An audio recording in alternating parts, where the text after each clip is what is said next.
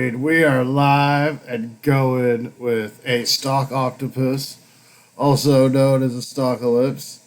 How All you right. doing, buddy? I'm doing well. Thanks for having me on your show. I appreciate it. It's been a minute. I know. I'm glad you could come on. I'm gonna replay this battle while we get going here, so I'm not diverted. Yeah, distracted. Um, so off the top, is there anything you want to tell anyone that might not know who you are or seen our Sure. interview? Yeah, go Um, ahead. so I'm a stocklips. I mostly talk about stocks, options, and crypto. Sometimes I play some games too. Actually, I've been doing that Friday nights lately, 9 p.m. Pacific. I do some trading in the markets, and then I kind of go over what I've been doing, the trades I've been making, and then my thoughts on things that have been going on. Mostly just that, some games, and I don't know, maybe a little bit of random stuff. Um, and a little Yeah. Splinterlands too. Not a lot, but some. Have you played any the Splinterlands on stream? On stream, only Yeah. that one that we did. But not Okay. otherwise. It's mostly just been I've been playing EverQuest lately. Yeah, like I noticed last time we talked, I was trying to get you to come back in when the bot ban happened, and the bot ban hasn't happened yet. So Right. We were I talking was about that actually on the interview, and I wanted to ask you what was up with that.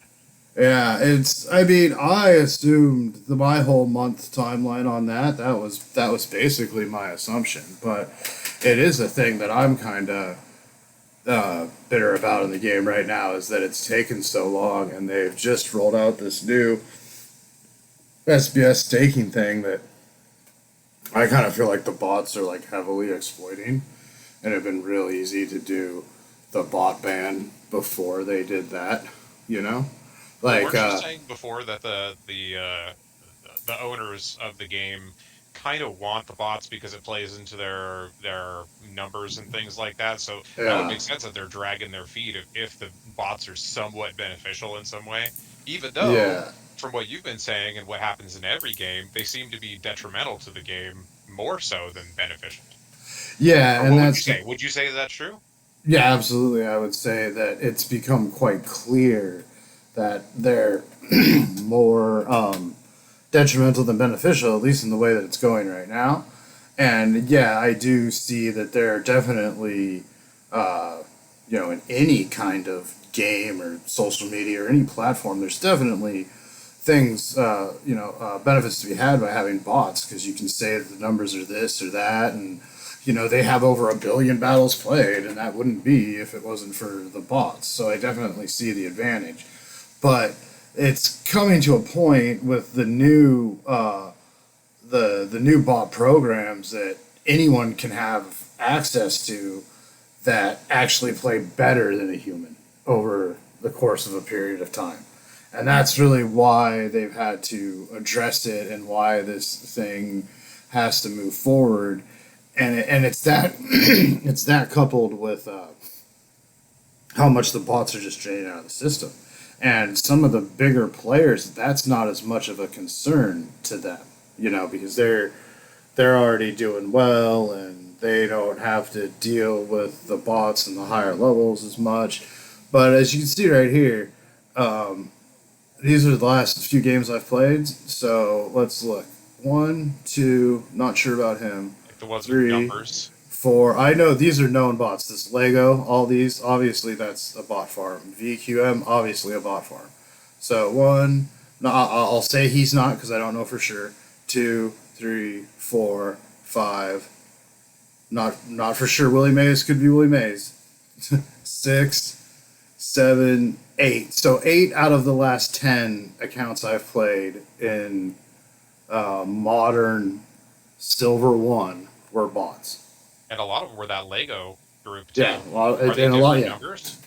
yeah, they're all Different different VQ? numbers. Yeah, they are. Yeah, Lego, VQM, this guy, that yeah, and then Ding is another one I play in the higher levels. But yeah, look at it. It's like, yeah, like 95% of the games I've played on this history were against Lego or VQM 003, and I'm not the only one that deals with that. Billy deals with it on her accounts. You go in on the chats, everyone's complaining about bots.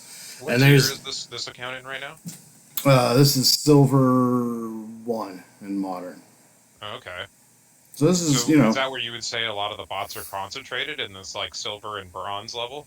yeah, they're way more concentrated in these levels, but they're still, like I said, when I go over to Fishby, who's playing in Gold Diamond, I'm playing Ding and other bots every other thing.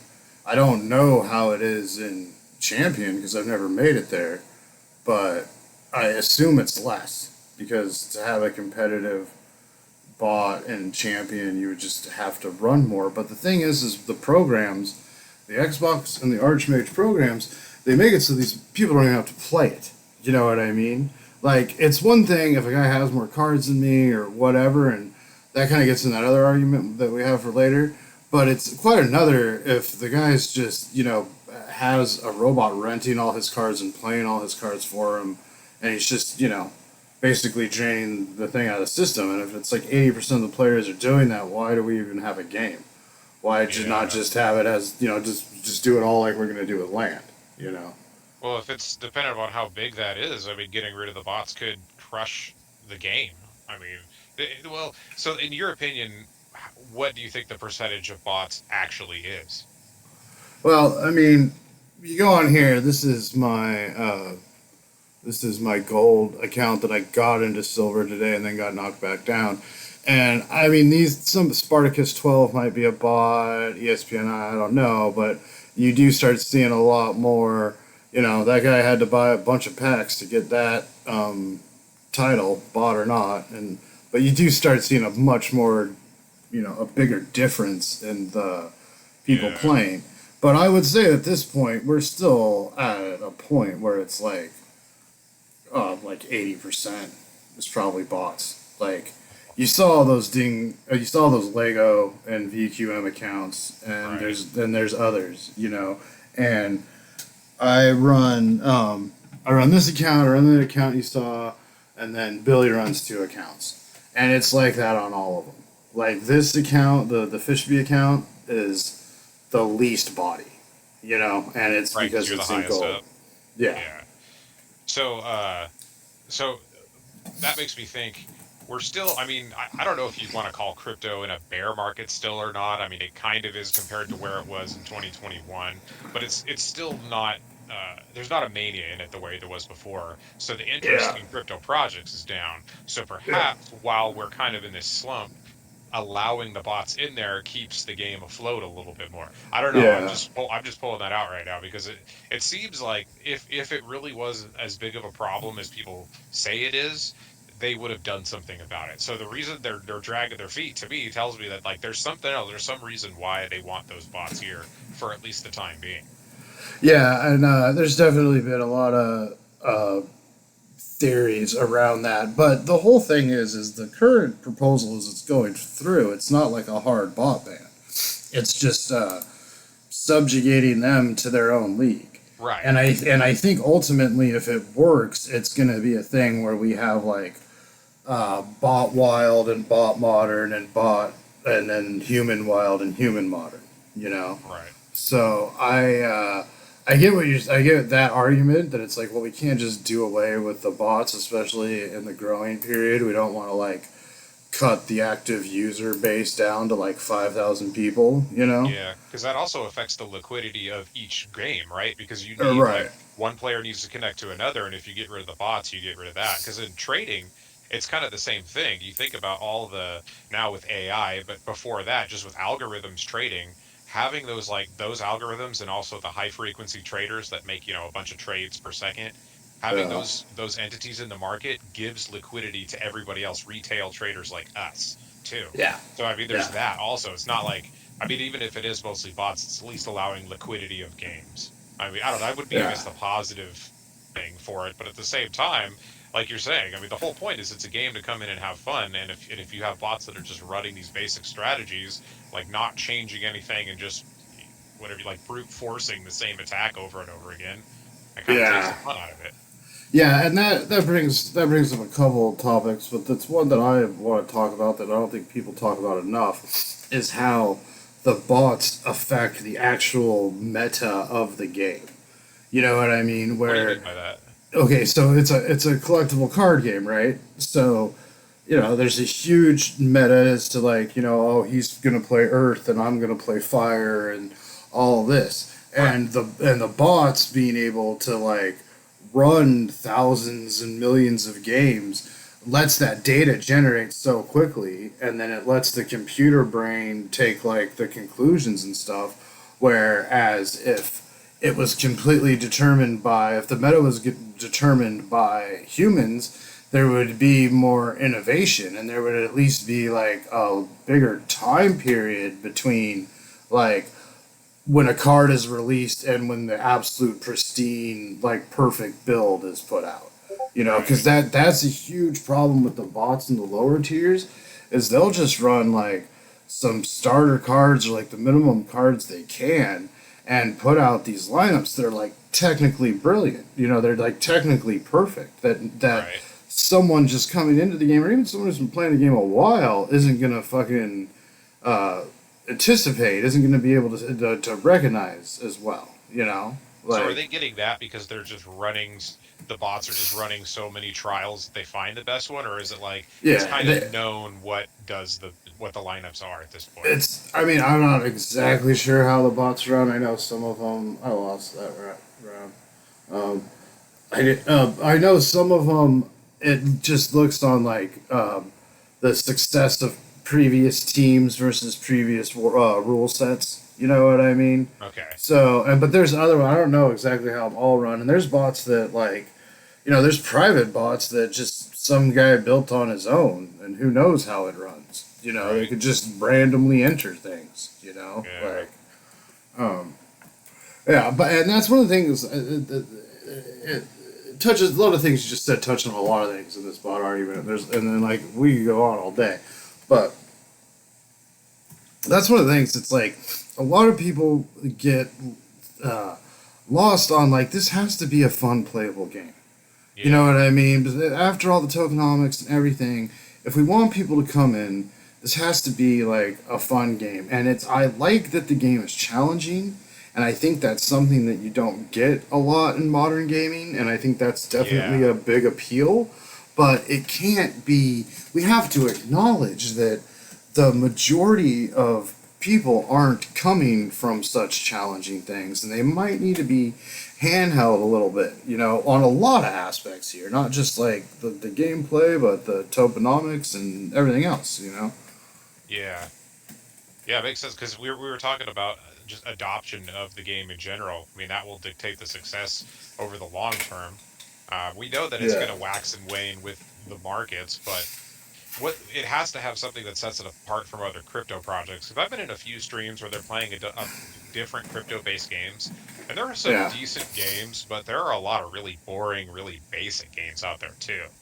Yeah. I was watching, I can't remember his name, Downtown Detail play a shooting Yeah. game that Yeah. was it was like a crypto shooting game, and it looked Crypto like shots, something. probably. Was it? It looked like something from like the PlayStation 1 or something. I mean, you're Yeah. thinking about Yeah. that's got to go up against Apex Legends. I mean, maybe that's not the most modern thing, but you see a lot of like Valorant, Apex Legends, uh, Call of Duty, things like that. It's just not going to stack up to those right now. I'm sure there are better ones out there, but the stuff that I've seen has been really basic. And I guess that's probably because the space is still growing and these people don't have billions and billions of dollars like the big game companies do and big teams to develop these things. A lot of times it's like two people sitting in a basement or something, so I get Yeah. that, but at the same Well, time that's it basically how needs. this game was developed. Yeah. Like. Yeah, and Yeah. that's not bad. I mean, because if you expand that, if you make something good, you can improve it later. And I think having a fun playable game is important to set yourself apart from all these random projects. Yeah, and that's a big reason why I like Splinterlands, because it's not trying to be like, like a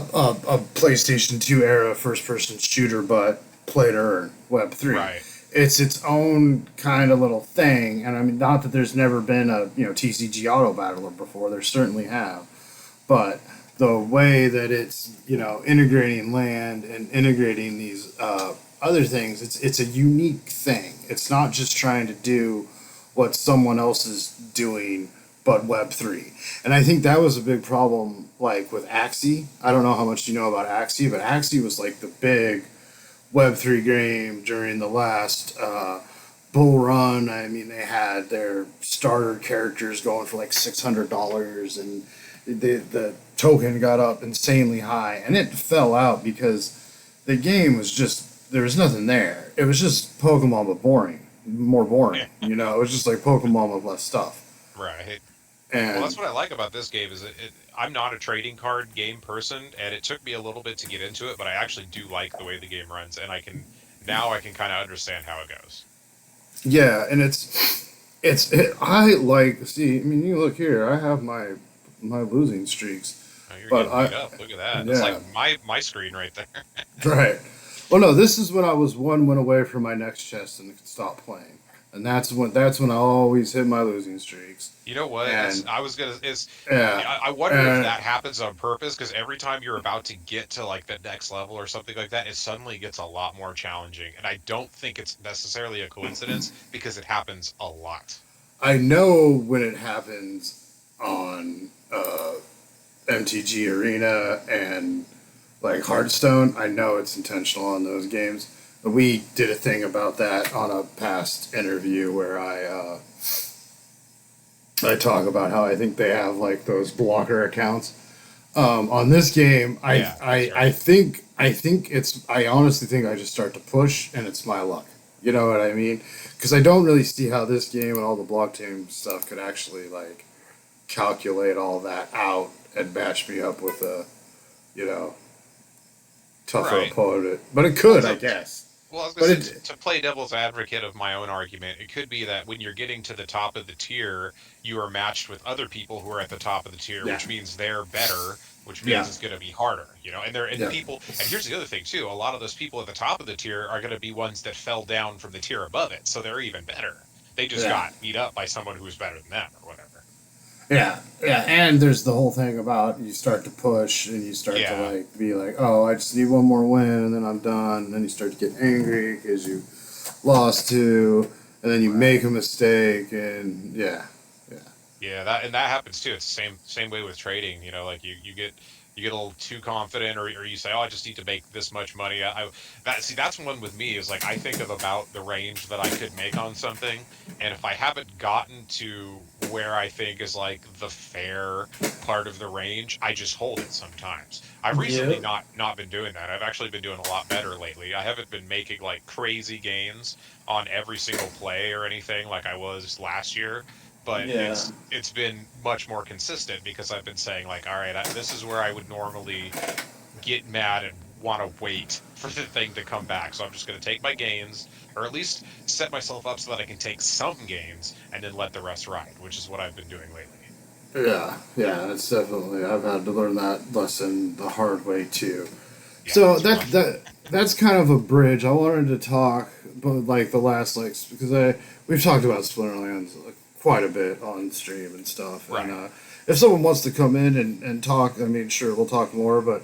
I wanted to move on to some other topics, but the last Splinterlands thing, I did want to address that comment you sent me, and I don't have it up in Right. front of me, but basically the guy was saying that he put about 10 grand into Splinterlands, and he's down to like less than half of that in value, and he felt that he had to uh, pay like $1 a day to rent into the SBS tier that he wanted to be in to get the rewards that he felt he should be getting. Right. That part I didn't understand what he meant by that part because Yeah, I've but never that's had to pay basically a what he was. dollar a day for anything. Yeah, no, okay, but that's basically what it's saying, right? I didn't miss anything. I know I'm probably not Do you want good me at to the read it? I've toe. got the comment up. Yeah, you read it because I want to do it justice. Because I mean, obviously, I'm on the other side, but I don't want to just dismiss the guy because there's a lot of people I've heard make this, and it's a really good point. So yeah, Right. Okay, so the comment was I don't have the person's name, but I copied it into the chat yeah, here. It's I've saved and even bought SPS over time, and I managed to accumulate a little over 30K in the last 20 or so months. I put well over 10K. That is worth half. that now. Wait, I've put in well over 10K. That's worth half that Meaning, now. I'm assuming that's meaning fiat currency, 10K Right. in US dollars or whatever country he's from. Right. To continue playing in Diamond, I'll have to spend another minute. Okay, so he's also in Diamond. He's at a harder tier. To continue Which playing is in where I'm Diamond, working to get to. right. To continue playing in Diamond, I'll have to spend another minimum $1 a day renting more SPS or buy another 125K. Oh, sure, I can keep playing in Diamond. I'll just earn 16K RP per win, which means I'll get about 2 to 3 chests per day, and my silver botted accounts will earn more than my main. How does that make sense? I understand having SPS earnings tied to staked SPS, but RP shouldn't be. I'll be renting out my SPS cards and letting the bots play instead. This is another failed attempt at a crypto play to earn game. On to the next one that may learn from these mistakes. Yeah, okay, so basically what he's upset about is that because of the new SPS staking system, your rewards are lessened or increased based on how much SPS you have staked and what tier you are. And I do agree with him about the reward points that the how many chests you earn shouldn't necessarily be tied to everything else. So he's complaining that he's saying when he goes up to diamond like I do, and he actually has 10K more SBS staked on if it's all on the same account than I do right here. Um, so I'm earning even less than him. So I get the oh sorry. So I get the like I feel his pain obviously, and I do not like earning as many chests per day. But it's also the kind of thing. It's like the more SPS you stake, the more you keep climbing towards it. But his whole thing is that he's saying I got to spend $1 a day to like get the rewards that I want. You know what I mean? Like it's all free rewards on the daily. You know what I'm saying? Was he Unless you're saying something about renting cards, like $1 a day for rent? What is this here? Let me find it. yeah, I mean that's the other thing. I don't understand how he spent 10K on the game, right? And only has 30K SPS staked and doesn't have enough cards to uh like just and he still has to rent. He you know what I mean? Right. Well, Like he says, yeah, I'm spending a minimum $1 a day renting more SPS or buy another 125K. yeah. So he's saying and then another 125K at 2 cents, you know? So that's like what like $300 or something. Okay. And if he's dropped right, or is it 3 grand? No, it's like $300, right?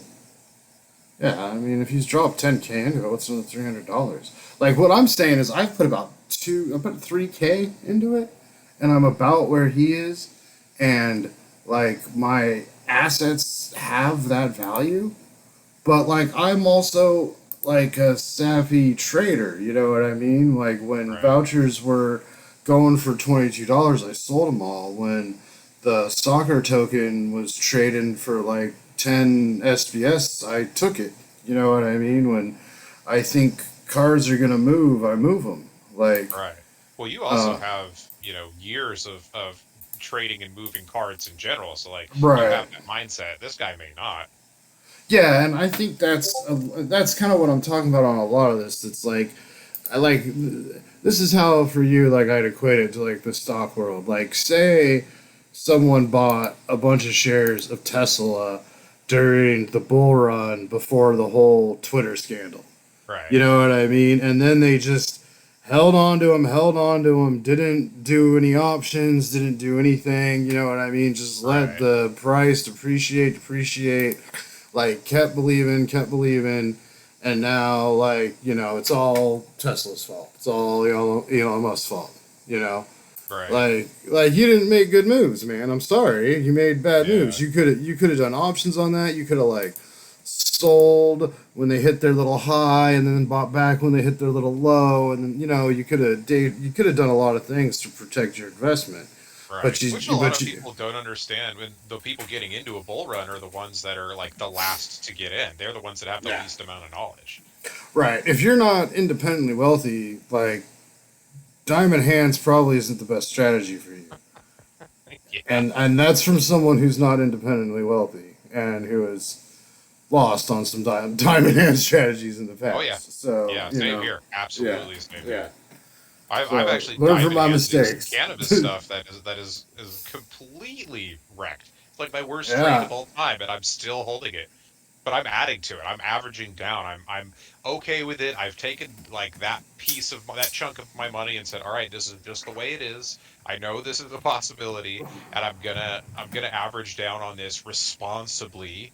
If I right. hold this thing for 10 years and nothing happens, then I mean that's when I'm gonna be like, okay, I might be done with this. But cannabis is a thing that is not just gonna be overnight. There's gonna be hype and pumps and stuff like that. But until federal legislation actually goes through, like a bill gets through the Senate, not just through the House. I mean, it doesn't even pump when stuff gets through the House anymore because what keeps happening is a bill passes the House, it goes to the Senate, it gets dropped, and every Yeah, time, over and over and over again. So like for people a lot don't of care. things.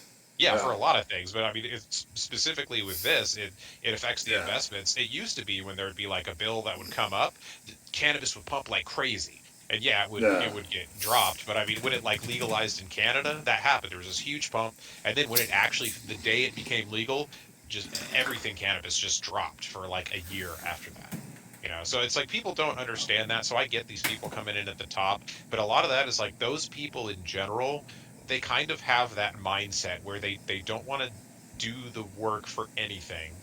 They mm-hmm. don't want they're not there for long enough because discomfort is not something they can sit through. So they end Yeah, up just waiting until everybody else has been making money for a while and they can't take it anymore and they jump in at the absolute wrong time. It's yeah, unfortunate, but that's just the way it is. yeah. And there's definitely things. It's like in Splinterlands, they just did this promo card where like I think the retail price was like $80, but then if you use like your vouchers and discounts from the game, I think it got down to as low as like 45 or something. Okay. And there's people that spent like $80 in PayPal on that card, you know, Yeah. and when they did it, if they were thinking it was going to be worth more than $80 in 3 months, they were just completely wrong. You know what I mean? Unless I don't know some crazy scenario where Bitcoin goes back to Right. $100,000 or something in the next. You know what I mean? Right. When did Like this happen? this was like I don't know last couple months. Like I think a month Oh ago yeah, it sold out. absolutely So then. 2 months. Yeah, so that's what I'm saying. It's like anyone who has any experience with NFTs, cryptos, or TCGs would tell you like, hey man, that card's gonna go down before it goes up. Now, if you spent $80 on it, thinking that 3 years from now it's going to be a couple $100, well, I don't really disagree with you. It might be, but you Right. can't be salty now that it's worth 30 when you were thinking in a couple years from now it might like increase in value, right? Right. The whole thing about it not being worth more for a couple years implies that it probably is going to go down like right after you buy it, you know? Right. Well, Like, there's two different strategies. There's the trading strategy and then there's the investment strategy, and they do have overlap in what you look at, but there are a lot of differences. And if you're going to trade the card, you need to understand the movement of it and the history of it. You can't just come into right. something brand new. I mean, you might get lucky, but if you really Sure. want to trade something, the absolute best way to do it is to watch it for a long time and see what happens when things are high and when things are low within the range that it's trading in. And eventually you'll see like it'll be up one day and you'll go, that doesn't feel right, and you'll notice the Yeah. very next day it slams back down. And that's just something that you only get when you've been watching it for a while. Yeah, and that exactly, and that's you applying your experience in the market to the game, and that's Right. kind of like what we both do. I apply my experience in TCGs to the market when I can, and Which I you think apply. that is a really good way to like I think having that skill coming into trading in general is actually really good because I think a lot Oh yeah, you understand these movements better than I do because I've only been doing this for like almost 6 years now, and you've been trading cards for a lot longer than that. So like you yeah, just have this intuition about this kind of stuff that like I'm not going to have for another 5, 10 years. Yeah, and the other thing is though, the thing that's really helped me. I mean, I haven't done great. I don't have a lot of capital to invest, but I've been caught up on a few things. Actually, I lost money on the whole FTX thing. But Ouch. yeah. But I listen to people like you, and I listen to people like my cousin and others that have been in the market longer than me, and by listen, I don't mean like I just like, take your advice and do what you say. I mean, I will at times, but I listen to like where you make your mistakes. You know what I mean? And That's a good thing to watch out for one for of sure. the that's one of the reasons that I have avoided options as much as I have. I've dealt with them a little bit, but it's like, talking to both you and my cousin, it's like you guys are smart guys. You make good investments. I respect your input when you guys give me a lead on something. I will definitely look into it. But you guys have both gotten caught up in options. Oh You've yeah, both gotten caught up, and to me, it's like these guys. They know more than I do in this area, so I'm just not going to mess around with that. yeah. So, And and that's that's actually probably a good way to go because when I first got into investing, I didn't want to touch them because I was so afraid of them and all the stories yeah, I heard about them, and it took regular stock trading like share trading failures for me to look for something else. And here's the thing, not everybody can do this kind of stuff. Like there have been so many losses with options for me that I gave up multiple times, but like yeah, desperation and feeling like I was stuck and that being the only thing I could do is what kept me in the game long enough to find something that works well enough. Now it's like, am yeah, I a millionaire right now? No, I'm not. Am I on my way to being a millionaire? Perhaps. I hope so. yeah. And you It's at guys, a point now where I'm actually I'm making something right? regularly. It's not like Yeah, I'm down a lot and then I have like a little bit of up. It's like, no, I'm consistently making something. It's just not yeah. huge chunks of money like I thought.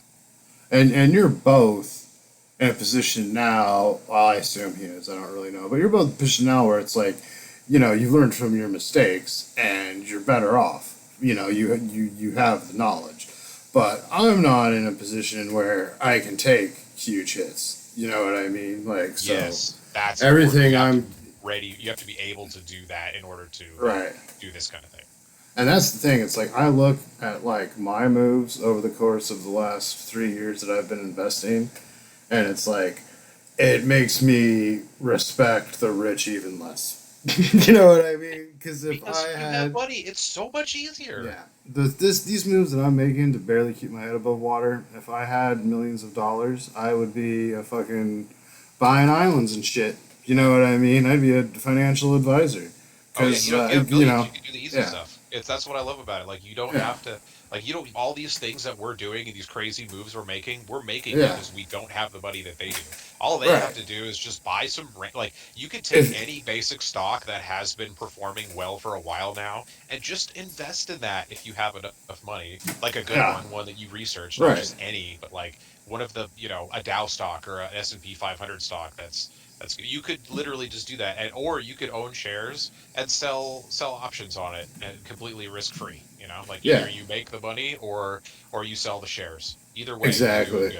If So like you, yeah, it's if important you, to have money. yeah, yeah. Sorry, I'm sorry to interrupt. I, No, you're good. I always struggle to not interrupt because of all the short-term memory loss. I want to get the thought out. You know what I mean?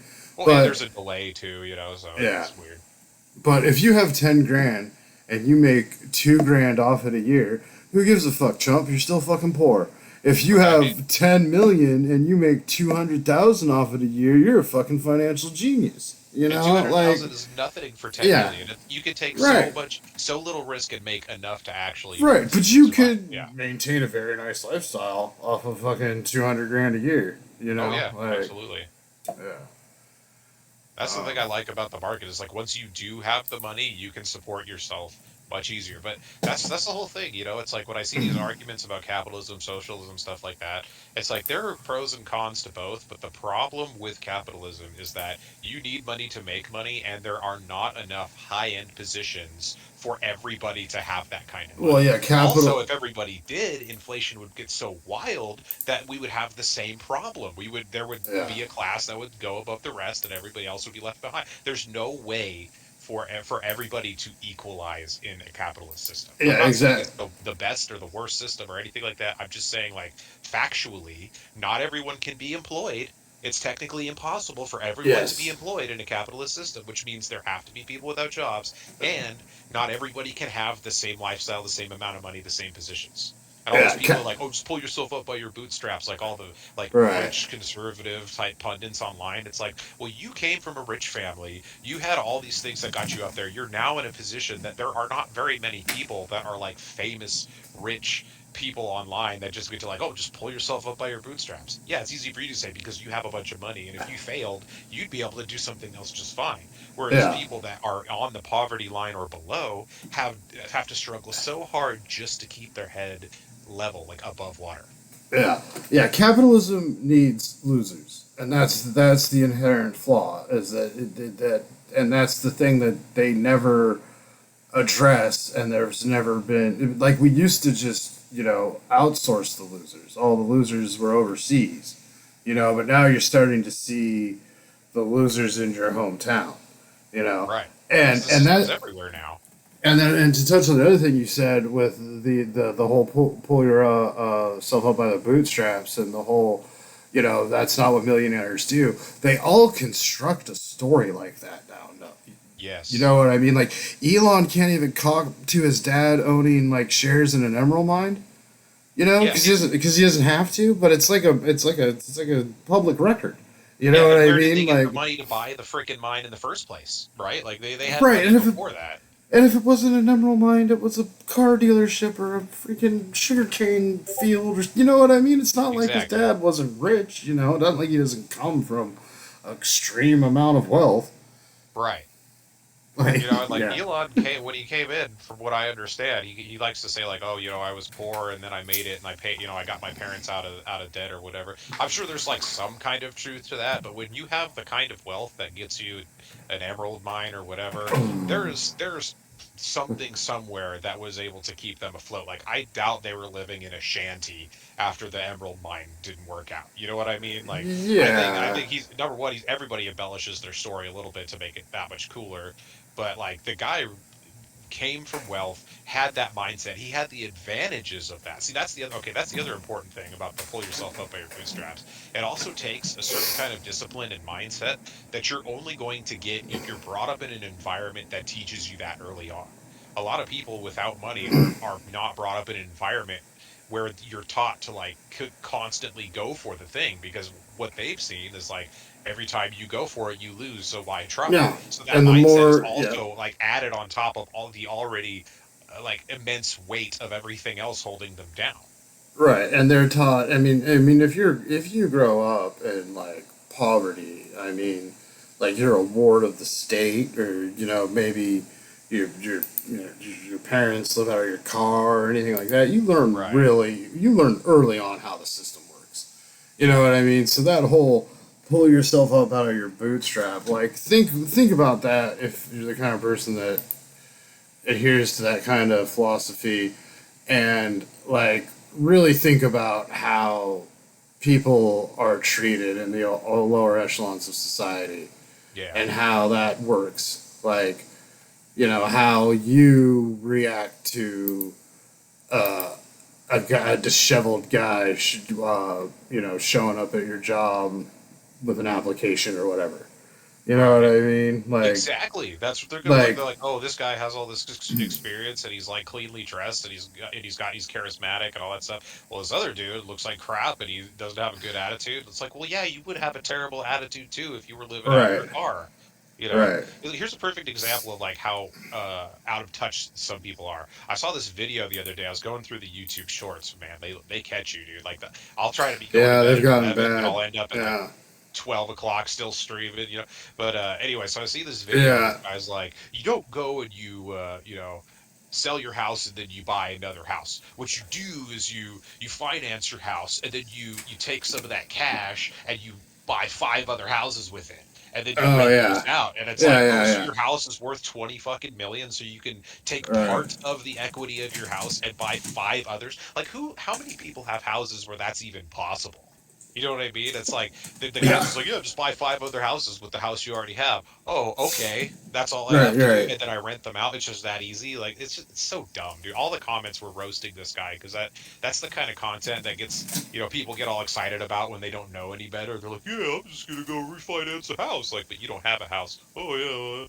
It's like people watching Dave Ramsey or something. Like, I'm not gonna talk too much crap about Dave Ramsey. He's kind of a like his own thing. You know what I mean? But like that's the kind of stuff that people, I guess that's a bad example, Is but he? these Is other he? guys that are more like, I don't know, Is that that Dave? that type of personality. Is Dave Ramsey related to our sheriff? DA? I have What is no, he? I kind of doubt it, but like I I thought mean, that they're too. That's both idiots and very I corrupt, Yeah, that's true. But at and least this Dave probably Ramsey rape. is like kind of funny when he's going off on stuff. I'm When not that I see familiar this with guy's, him. oh, I'm, he like yells about the dumbest things sometimes. Like I'll just see a video of him yelling about how like people don't understand debt or something, and it just goes off the rails. I mean, I'm not a big fan of the guy, but like, and he also, the thing I like about him though is he's like, don't get credit cards and be responsible, like pay off your debt first, like some of the really basic things that are important. Like when there are financial people that put those ideas out there, as stupid as they may be, I'll be like, okay, at least they're saying that, and yeah, they're but not that's telling you to such. refinance your house and buy 5 houses.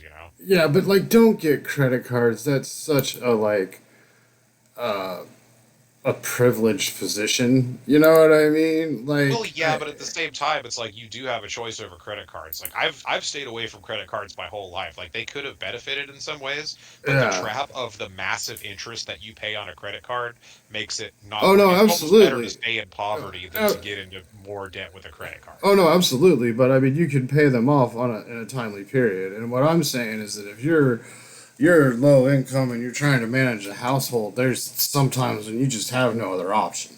Well, And that's true. and That's there true. are definitely a trap, and there are definitely people who got a credit card thinking that's how they were going to be, and then ended up, getting into stupid debt because they weren't responsible. And yeah, they're definitely a trap. But I think, like, if you're just, I mean, if you're just going on your own accord, you don't have a trust fund, you don't have like you weren't able to go to like like good college or something. You're just a guy working 9 to 5, and that's all you have.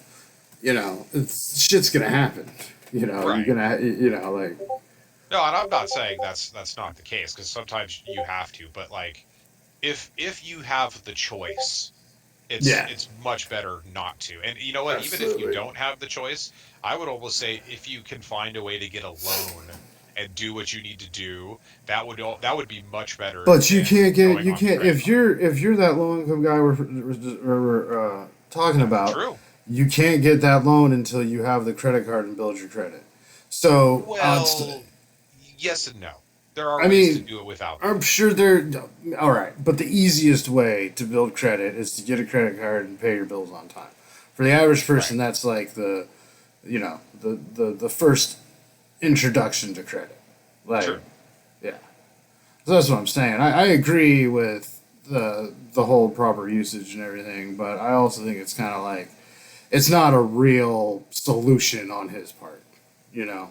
Right. No, and I was just pulling things out of memory quickly, trying to be like, okay, what were the things that were okay about this dude? And I don't. Right. There's Right. other stuff that I can't remember, but like the guy's also kind of an idiot too. He's Yeah. like kind of a standard. I don't want to bring politics into this, but he's a little bit more of like a standard like conservative jackass. Let's And bring politics into it. I don't give a shit. well, yeah, but I'm just saying He's you're because it's saying like you're saying everybody he both was sides are fucking idiots now. You know what I'm saying? And like I'm saying absolutely this as like what I absolutely. call myself a radical centrist, even though I probably lean some way or another. But it's just like I don't like bringing politics into it because it automatically closes people's minds. But if you can I'm keep a away fucking from that, if you can talk about quote political topics, but keep it yeah. away from the standard pundit talking points, it keeps the conversation going a lot better. I'm a pinko commie bastard or a He-Man woman hater, depending on who you're talking to. Funny thing, dude. It's so funny to get called like all these, depending upon what you say. Somebody's like, "Oh yeah, you're a left wing liberal or you're a right wing conservative or blah, blah." Like everybody's labeling anything. It's like, no, you know how you're a centrist. It's that you take the basic arguments from each side that are actually good, which are the arguments that are closer to the center anyway, not the fringe bullshit of either side. You take those and you're like, okay, I'll take a little of this and a little of this, and then I'll put everything else here in the center with me.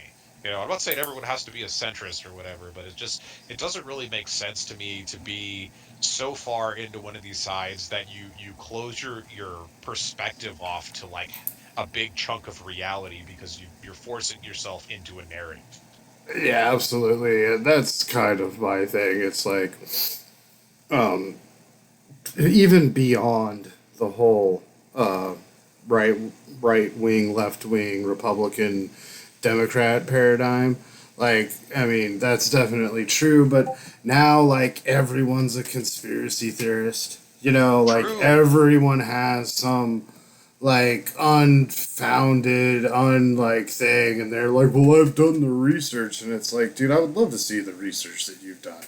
You know what I mean? Like, I've gone out and I've looked, like, I've sought out like actual QAnon stuff just to make sure it's real. You know what I mean? And like, it's not. There's nothing there. Like the mainstream press and shit that report on this thing should all feel ashamed of themselves for legitimizing this crap. You know what I mean? Like half of these things, it's just one guy in a basement saying some shit, and the right corporate entities turn it into a thing, and that's all it Yeah. is. I Every think that's time. what most of those movements are. I think it's talking points of the media, the 24-hour news cycle, and now Yep. the social media person that just has to talk about this stuff. The whatever that term Ah, is. They need content. I'm actually working on a video about this, but it's like these people yeah. need content in order to keep their viewers going, their clicks going. So they have to take something like some little thread of something and then blow it up. And of course, other creators take that and run with it. And the news Yeah. outlets do the same thing. And of course, the news Exactly. is so It, legitimate. So when they say it, it has to be somewhat right. true. Right, and unless there are people meeting in the streets, it's the result of some Reddit troll. You know Yeah. what I And, mean? and fake Like, accounts, dude. Like yeah, that's what the whole Twitter thing showed when Elon Musk and all that got in there, and suddenly all these accounts like disappeared and reappeared. I mean, it's showing you that like there are entities. Like people were saying it was Twitter. I'm saying it's the other entities that are yeah, just on Twitter, like that are independent entities or government entities or corporate entities trying to promote a narrative by having a bunch of fake accounts attack hmm people or yeah, say the same things over and over, and eventually people go like, oh, I've heard this like 10 times, it must be a thing. yeah, And it's fake, it's all bullshit. yeah. QAnon is basically a troll of mainstream media that they still haven't figured out, and they're still giving cadence, and they've turned it into an actual thing. You know what Yeah. I mean? Like Well, it's and that's the it, thing. You're right about that. When they put these narratives out there, they create the thing.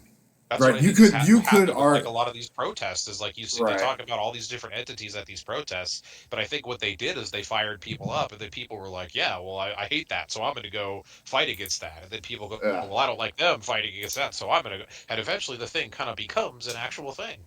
Yeah, I would make the argument that before like MSNBC and CNN started talking about QAnon, there was no like mentally stable QAnon person. Like Right. everyone knew it was a joke that wasn't like maybe mental stable is a bad way to put it. But like everyone knew it was a joke other than like a few people that weren't in on the joke, Right. and not very bright. Yeah. No, you're absolutely right, dude. I think this cycle that we have, it's like we're always blaming the algos. The algos are just a reflection of what we want to do. And yeah, I mean, the way we do that is definitely part of the problem. But I Yeah. think just the environment that we've created for ourselves is what actually does that. I think those are people on Discord messaging me, and I don't know how to turn it off.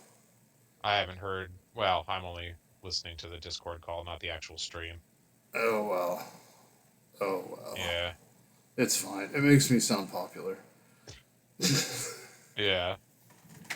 Anyway, All so right. Well, where we got off on a tangent. We were kind of talking about some no, that stuff. was it. That was the end of the Splinterlands. So now, Okay. like, if there's something you want to address, let me know or and go into it. And I also had some notes here, a couple topics. Okay.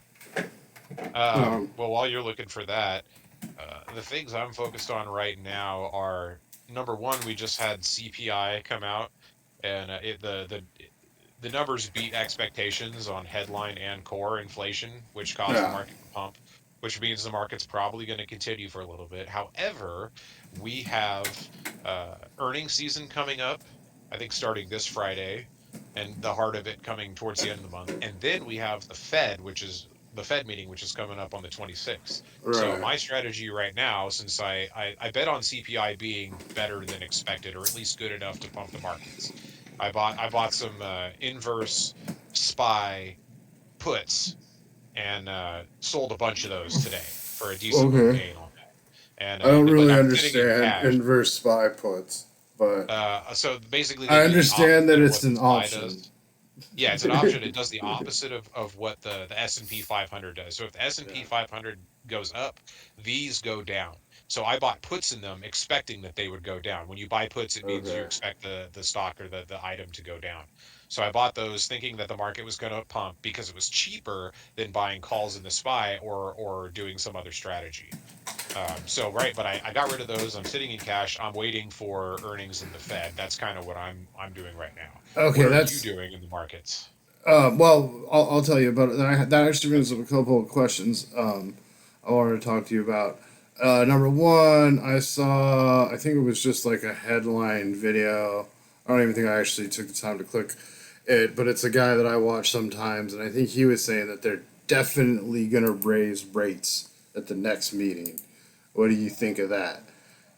I think that's a likely scenario because we skipped Yeah. last time. They've been talking about roughly two more rate hikes. However, this good CPI number, and not just like headline CPI, what they've been talking about is core CPI hasn't been moving very much, if at all. So every time Jerome Powell comes up to speak, he's like, "Yeah, headlines coming down, but we're still having trouble with core. We're still having trouble with core." Every single one, it's like the same time. But we've gotten core down a little bit. So now we want to see, are they still talking about two rate hikes or just one?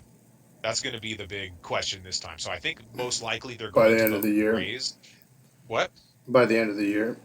Yes, by One the or end of the two. year. Yeah. Okay. Yeah, they were going to say two by the end of the year, which would basically mean, this one and then one at like maybe the September meeting or something.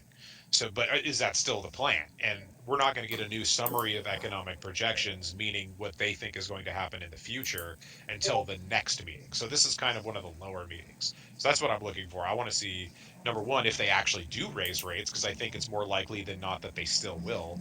And then if they do that, are they going to do it again after that? That's basically what I'm looking for right now. And do you think if they raise rates that that'll be a dip in the market, or is that going to be that's already factored in? I think that's pretty much factored in. Like, here's the thing, though: a lot of traders are actually they keep betting on the Fed flipping. They keep thinking that rates are going to come down before they are, and I mean, eventually they're going to have to, and especially if something really bad breaks, like if we get an SVB, but times 10 or something, then All yeah, they'll right. have to do that. But so far, they've done everything they've said. Every time they say we're going to do this, they do it. Or if they say we Yeah. might do this, we might not, then they get to the point and tell you why. It's not like there's never these like surprise, like, oh, we're gonna fuck with the markets and we're suddenly Yeah. just gonna drop. Like, that doesn't happen, but traders keep betting on it. So I think squeezes are extremely likely. So even if it comes out the way that we expect exactly, I still think that there could be a pump. What the market doesn't want to see, since a lot of that stuff's already factored in, they don't want to see them going like, oh, actually, it's worse than we thought. We're going to have three rate hikes. That would tank it. But if they Yeah. come in and say we're going to raise it, and then that's it, like it's just kind of a middle neutral, let's say a neutral position, I think the market will be okay or be happy about that. Yeah, that's funny that you mentioned that because I haven't been following the actual markets very long, the actual markets, not the collectible markets, Right. and I have more through like your stream and stuff, and I've noticed that it's like there's always people that are like suggesting they're going to do the exact opposite, and in the couple of years that I've been watching, I haven't seen anything like that. I haven't seen them be like, okay, we're gonna do this, and then the next day they do that. Like, So everyone gets into this like story, you know what I mean? There's like the Peter Leeds and what's that other guy's name? The gold dude. God, I see him all the time. I'm T- blanking on his name, but Tim Pool's a Tim gold dude now. is he? Oh, that pundit guy. Yeah, Yeah, yeah, that's what's so funny. Conservative pundits always push gold. That's the thing. It's like they'll talk about their conservative points, and then they'll have a sponsor that's like gold coins or whatever. It's dude, all this is it's just what they do. Oh, dude, I know it's funny is like I talk to these two older guys that invest, right? yeah. One of them's liberal, one of them's conservative, and the conservative guy One of is them tell. constantly losing money on metals, precious metal. That's all he does. He bets on precious metal. And he loses money constantly. And I'm just like, why do you keep doing that? He's like, oh, because the liberals are gonna do this and the dollar's gonna do this and blah blah blah. Right. Like those are the doomsday scenarios that never fucking happen. Yeah, I was tooling around the. I'm getting my ass kicked on the stream, but that's all right. It doesn't matter. I'm distracted. I was tooling That's around what the happens. Yeah, I was tooling around the AM radio the other night. This is kind of a side tangent, but it kind of relates to what you're talking about.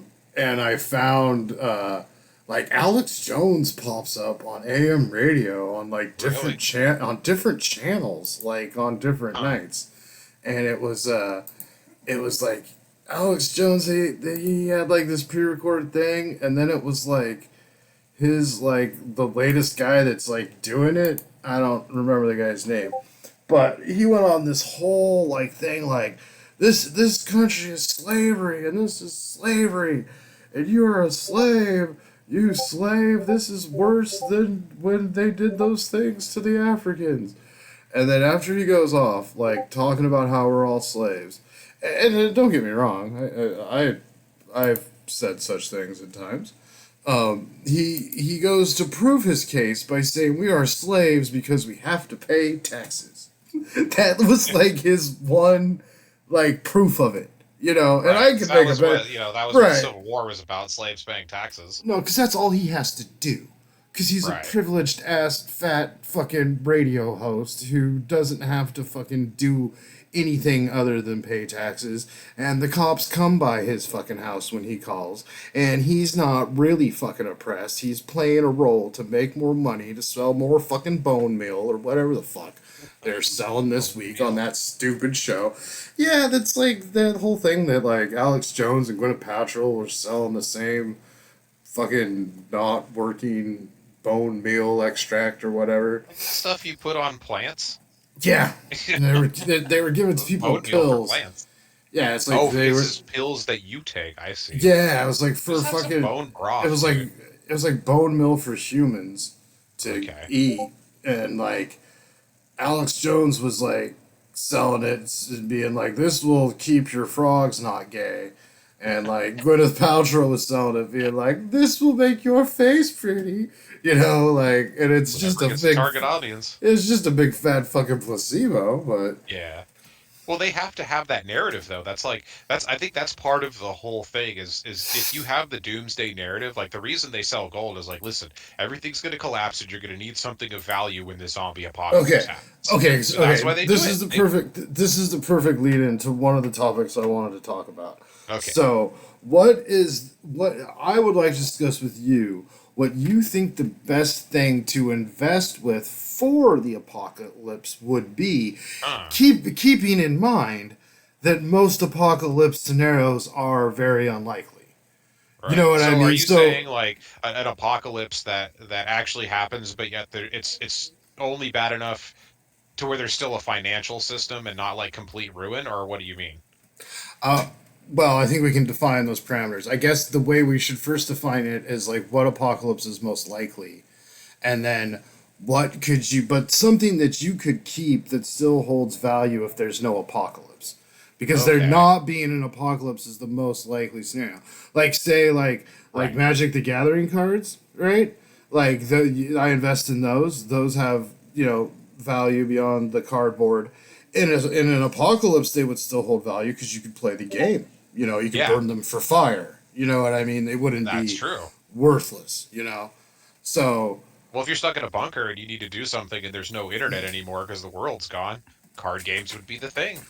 right, those would have a lot of value amongst you and your friends. So I guess the first question is, what kind of apocalypse do you think is the most likely? Like Okay. one where the entire financial structure breaks down or not? Could we have an apocalypse if the financial structure doesn't break down? Like if everything goes to shit, but if we just go to the moon and keep doing business as usual, is that an apocalypse? Like, Well, that's an interesting question. I mean, I guess there are yeah, a bunch of different answers to that, but like, if I'm just off the top of my head, I would say, all right, there's like two kind of scenarios. There's the one where like a real serious, I don't know, disaster or war or something like that breaks out and the financial system is gone. Well, then we're going to yeah, have to return to previous modes like barter systems and things like that.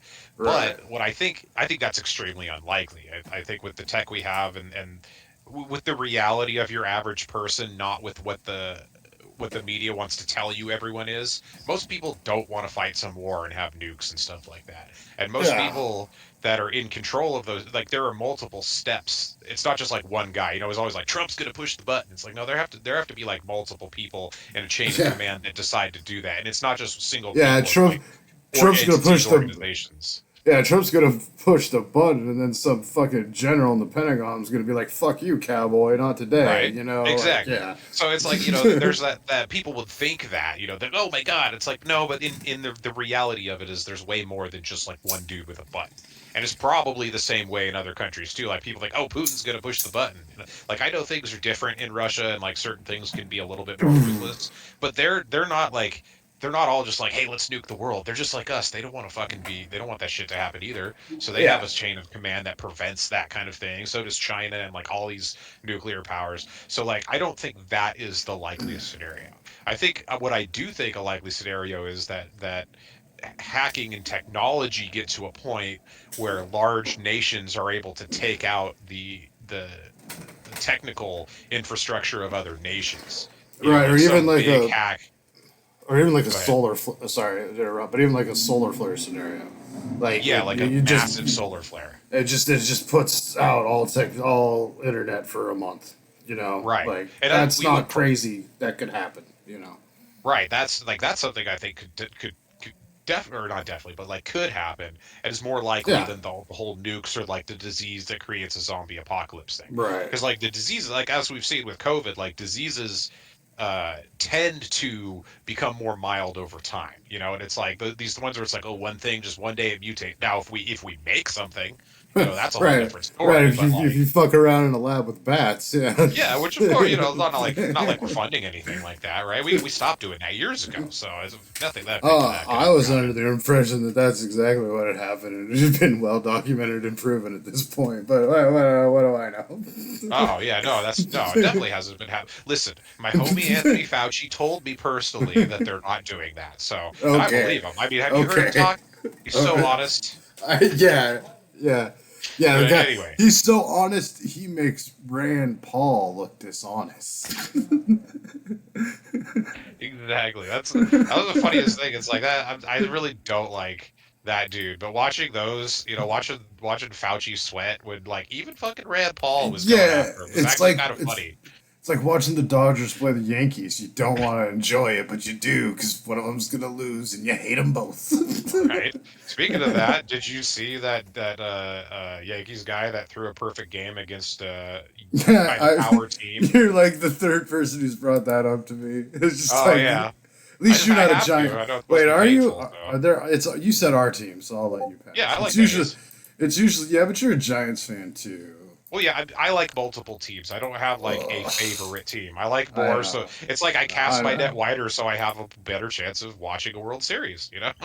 The only sport I'm watching right now is MLS soccer because Because of freaking Splinterlands, though. yeah, because I have a bunch of NFTs and the games. There's a new post today that I missed because I'm doing this. Oh Uh, no! like they're supposed to have. Well, we already did our spoil that shit. Why aren't We're you wearing your talking. Messi jersey then, dude? I don't even know who that is. What's his name? That's Lionel Messi, the soccer yeah. player. No, I've heard that that's a big deal, but I don't know. Dude, he's the guy. Anyway. So yeah, back I to the really apocalypse thing. I really like John Tolkien and Hamley Mukhtar and uh, Christian Espinoza. Those are my guys. I'm gonna pretend I know who those people are. Yeah, those are good people. I like No, them too. no one knows who any of those guys are but me. I don't know anything, dude. I don't know anything. I'll try soccer, man. I want to like soccer so bad because it's the world's most popular sport or second most. I don't know, whatever. So, okay, this is how I got into MLS, right? I watched the 7 minute highlights of games, and then I clicked on like the personal like 3 little 8 minute videos of like some of the players. Okay. And so now I'll watch like and I just watched like the 7 minute highlights of the games. But it's the first sport I've gotten into in like A while. fucking 12 years. Yeah, I Yeah, mean, dude, it's like you got out of sports right when I got into it because I was like anti-sports for so long, and then suddenly I like them, and then you're like, nah, I hate sports now. my cousins in that fantasy baseball league, they killed me. They killed my love of sports. All Yeah, of them, that'll do it. them and all their fucking bullshit. I got so into Yeah. that. I got so into that, and I was doing really well. And then they started to like conspire against me and make rules that were targeted at just at me. See, And that kind of stuff is annoying with the fantasy thing. That happens too. yeah, yeah, I've been in some shady ass leagues, dude, and I just stopped playing. Yeah. And it's fun Especially, when you do it for like just do it for fun, but when it starts to get really competitive, man, it can get kind of lurk.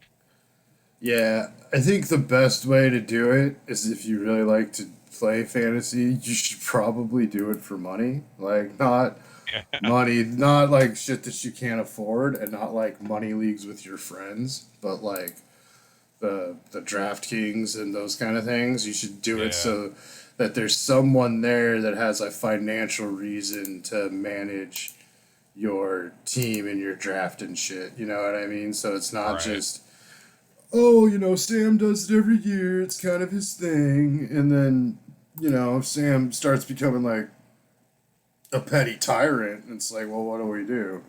Right. It's his thing. He does it every year, but he said Yeah. return yards, and now there's no return yards. What the Right. fuck?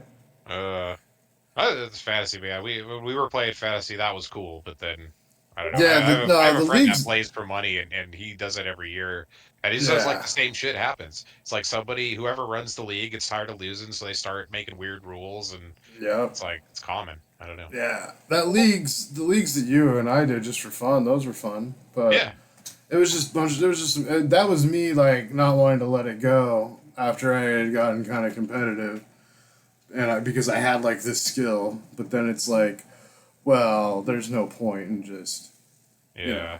And you It's really like have to stay up on the games too. Like you got to watch all the yeah, players. How like with football, like that was the one that I did the best with because I watched like there are a limited number of games. Like there's 168 or 62 baseball games, but there's only yeah, 17, maybe more depending upon they get in the right. playoffs. And you could watch like the highlights of other teams. You could follow the players easier. So that was like what I was doing when I was decent at the football one. I was watching it all the time. But as soon as I stopped watching it constantly, that's when I started losing more. I mean, you really need to know like how people stack up and stuff. It's crazy. Dude, when I was into baseball, I was hella into baseball. Like, I would research that shit all the time, and like when there were like prospects, I would go out and like get their rookie cards before they started making money. You know what I mean? Yeah. I would be like. I'd be like, oh, ESPN 6 says this guy's gonna get called up this week, and I bet you he's gonna get a play on this fucking day because this guy's fucking hurt, and if he goes 2 for 3, his rookie card's gonna jump from a quarter to fucking $20. Yeah. See that exactly. You have to really be in it to know all that. But Most people have we're no idea what that means. yeah, yeah. But we're off topic. We're gonna do True. zombie apocalypse, Okay, or so the well, apocalypse. So what do we right. invest in that You were are likely more? saying, yeah, you were saying that the most likely apocalyptic scenario would be some kind of like technological blackout. Yeah, Like, in some way, especially with like the development of AI and where that can go, these like yeah, large language models and stuff like that. So it's like, okay, what would be good investments against something like that? Well, I guess you could look at security companies for one, and yeah, tech in general, because those are all going to be part of tech. Even if tech gets attacked, it's like the stuff defending it will also be tech. So I right, think like tech in general, just like if you wanted to be really easy about it, just buying something like some kind of a product that tracks the Nasdaq, or even better, the SPY, because it has other things too. But really, like, and the other thing I would say would be anything defensive, like consumer staples that are necessary. Like you're always going to need food, you're always going to need cleaning supplies, you're always going to need parts. Like yeah, auto parts. If you really want to get technical about it, defense contractors. You could find there's probably an ETF that has about like a bunch of them, so you don't have to pick one. Like, oh, I invested in Lockheed Martin and then they tanked or right, whatever. Like, you could probably find an ETF that covers all of it. So something in the tech space, or a broad. I think being broad would be the best way to go, because who knows what the actual thing is going to be. Like investing in AI, I think is good, but right now it's so it's really pumped up because people are getting into it and they're seeing the benefit. It's kind of yeah, becoming a mania on AI, and I don't think it's done yet. I think we're still in like a mid stage of a mania for AI, but there's going to be some retracements before it, if it really does take off, which I don't even know if it will. It'll have to retrace a little bit first because of how far it's run compared to everything else. So yeah, broad right. AI, broad technology, consumer staples, and defense contractors would be good for like end of the world shit. Okay. But that's assuming that there's still going to be a A market. financial infrastructure and value to the dollar and all Right. those Oh, things, that right? was the other part of your question. Like, what kind of a Yeah. physical thing? Well, I mean, I guess you could go with gold. I mean, that's the easy one, Yeah, but the, but the thing that's is one. with gold, That's there has to be like, people that want it. There has to be a yeah, like society has to be up just enough for that to matter. Like, if we're and it's freaking, right. And if there's stuck in like, silos, it doesn't matter. yeah, and if it comes with like a huge population decrease, if there's like natural disasters and shit, like, if Yeah. something like, yeah, like if something like Yosemite went, like, Right. yeah. That that's yeah, you're right. It's not going to But completely matter. you've basically answered my question, at least from your perspective, that you don't think that that kind of scenario is most likely. You don't think we're headed for a zombie apocalypse or a complete financial collapse. No. And if we You were think, food and weapons, that would be my thing. Not gold, it'd be yeah, food and weapons. Like an right, easy thing. sure, but that's what I'm saying is that And property. if you Property. property's always good, Yeah, as but goes food and weapons aren't like food and weapons aren't something that you can readily cash back in if you need to. You know what I no, mean? but Like, they have physical uses, and well, that's the thing. Like weapons, you sure, think you about have to eat the how many food. people. Yeah, Like, what about guns, right? How many people just like to shoot guns, and there's a big culture around guns and all that. Even though there's right. all the controversy, if you got a bunch of those and like some apocalypse happened and then things kind of came back, there would probably Yeah, still be value on weapons in general, even if you're not like at some yeah, war or whatever. but But like it's not like not as much. But food though, and energy, oil. There you go, uh, oil. That's you want to see like somebody who's like an environmentalist and wants things to go to clean energy in a safe way as it can over time. Oil, uh, oil. yeah, There you go. That's absolutely. every scenario you could use oil, right? And it's Yeah, important in absolutely. high society. It's important when society collapses. So forget about gold, food, weapons, property, and oil. Yeah, but then again, there's the whole thing is that oil isn't a very good bet. I think in the non-apocalypse timeline, Well, it you is know. because it's not just fuel. I mean, it's material science. It's everything plastic. There are all Yeah, kinds of but things that are made out of oil and the oil byproducts that like we need for clean energy, not sure. just So that's why I'm saying like oil is actually not a bad investment when it has a dip, because everybody thinks it's always dead, and I think at some point it's going to drop. But like because it's not just fuel. it has so many uses beyond what people think. Like oil to me is actually probably one of the things that would work out better in both scenarios. That's true, and I can see like one of the bigger companies adapting to things like that. But I think And they have ultimately, to. They will. They have to. right? But I think ultimately there's going to be a lot of oil companies that just don't exist anymore because of environmental regulations. Oh You yeah, know, they're gonna get bought up. Like it's good. All the big yeah, companies, that's what they've been doing. They've been buying the little ones. That actually just happened not that long ago. yeah, So yeah, and those big ones might end up be the manufacturing some crazy polymorph plastic with oil that actually, you know, is reusable or whatever. They might be a big part of the technology of the future, but I think like the burning of fossil fuels is gonna stop, and that's gonna yes.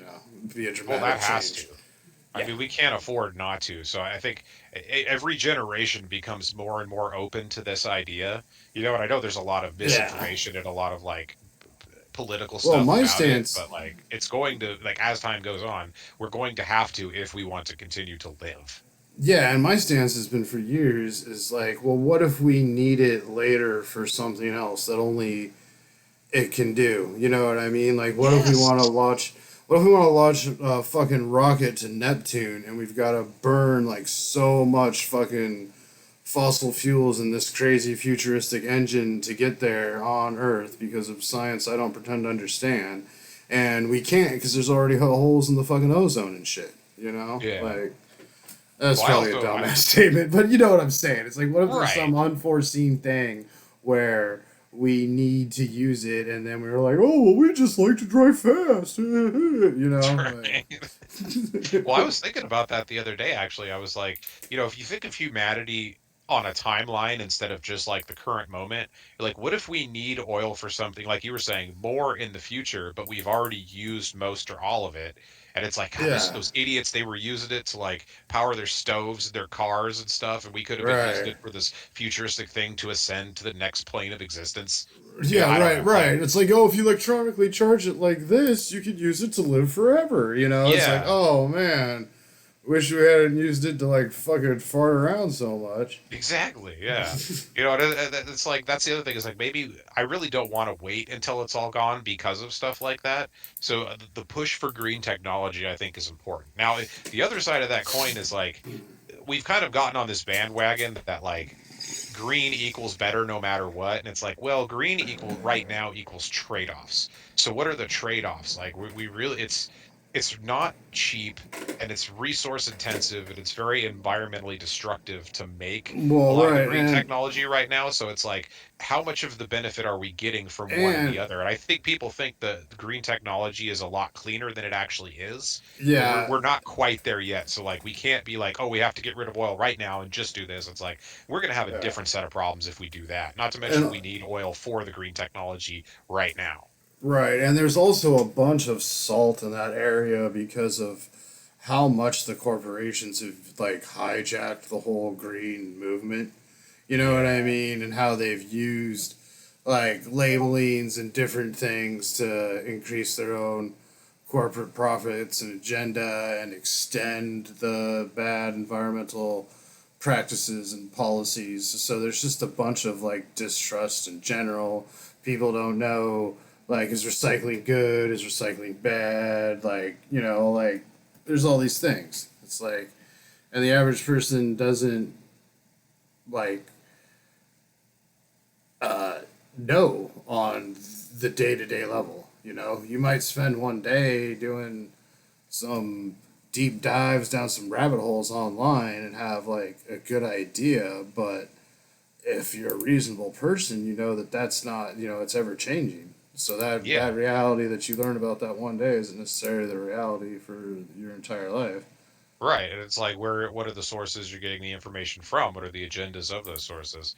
Yeah. That's the whole thing. It's like we don't have time or the ability as an average person with average resources and ability to like access information and things, to know every single little bit of everybody's agenda and see, oh, this was, this study was actually pushed by the people. Perfect example is like the health space, right? You remember a few years ago, it was like everything was all plant based, and then suddenly it's like all like carnivore, and now there's like this war between them and stuff like that.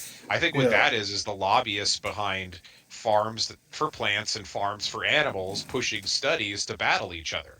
It's like I think what makes the most sense is like humans eat what was available, and maybe your genetic background had more meat or more plants, so maybe you're more predisposed to one or the other. But I don't think it's like one diet for everybody is the thing to go. And I think there's so much misinformation on top of all these like social media people that need content, so they're pushing it. There's like all these vegan Yeah. creators and carnivore creators and keto creators, and you name it. It all ends up being basically flat Earth in the end, because all they run out of Right, stuff, right. and then they just go like, oh, I found this fringe thing that said this, so I'm gonna run with it. Yeah. Yeah. Yeah, and there's a lot of that now where it's like everyone is like hyperbolic to get views and clicks. And Yeah. you'll even see like content creators, like this is a big problem I have with Rogies, Joe Rogan, where it's Yeah. like they have to fill up so much time, and they end Yeah. up like just like he got caught the other day saying some story that had been in the news. I think it was the kids using a litter box in school. He's like, "Oh, it happened to a wife's friend of mine." And it's like, "No, your wife heard it on fucking Fox News and it's never happened anywhere because if that happened in a school, if a kid shit in a litter box, like we would have all heard about it. Like if a kid shit in a litter box at 9 a.m., the entire fucking country would have heard about it by 11 o'clock that day. We would have Right. known the fucking kid's name and the school and everything. You know what I Yeah, that mean? kind of Like, story's been floating around, dude. The only thing I've ever seen is like somebody had one in their house. That was like a story like, oh, I have this in my house because I identify as a cat. It's like, yeah, but that's not a school. yeah, there Yeah. was, yeah, I saw a few things on it where they were trying to track down where it came from, Yeah. and I wouldn't be yeah. surprised if something like that happened eventually, but like you're right. I think most of it right now is just talking points that get blown out of I don't proportion. know. That to me just that to me just kind of crosses like a common sense line, but maybe I'm some kind of burger that I can't that I but like I don't know.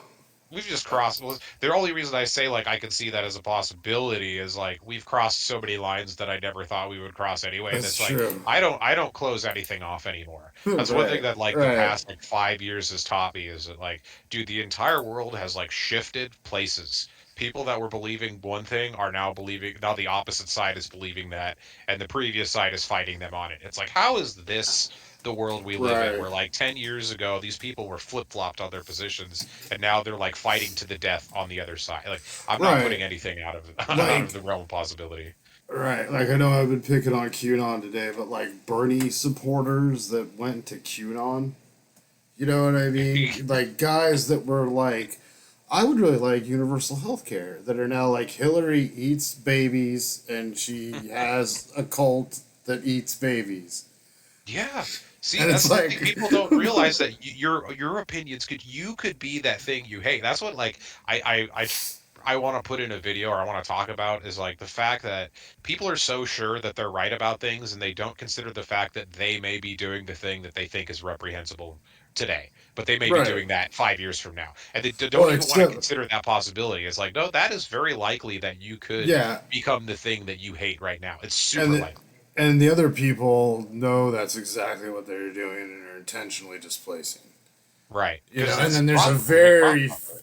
there's very few percentages of us, and I'm not it as much as I would like to be, that actually know what the fuck's coming out of our mouth at any given time. You know what I Yeah. mean? Like Well, that's the other thing. We I all find think that myself we're with better that than we all the are. time. We're smarter than we are. Exactly. Or the flip side that you have really low self esteem and you are always misjudging yourself.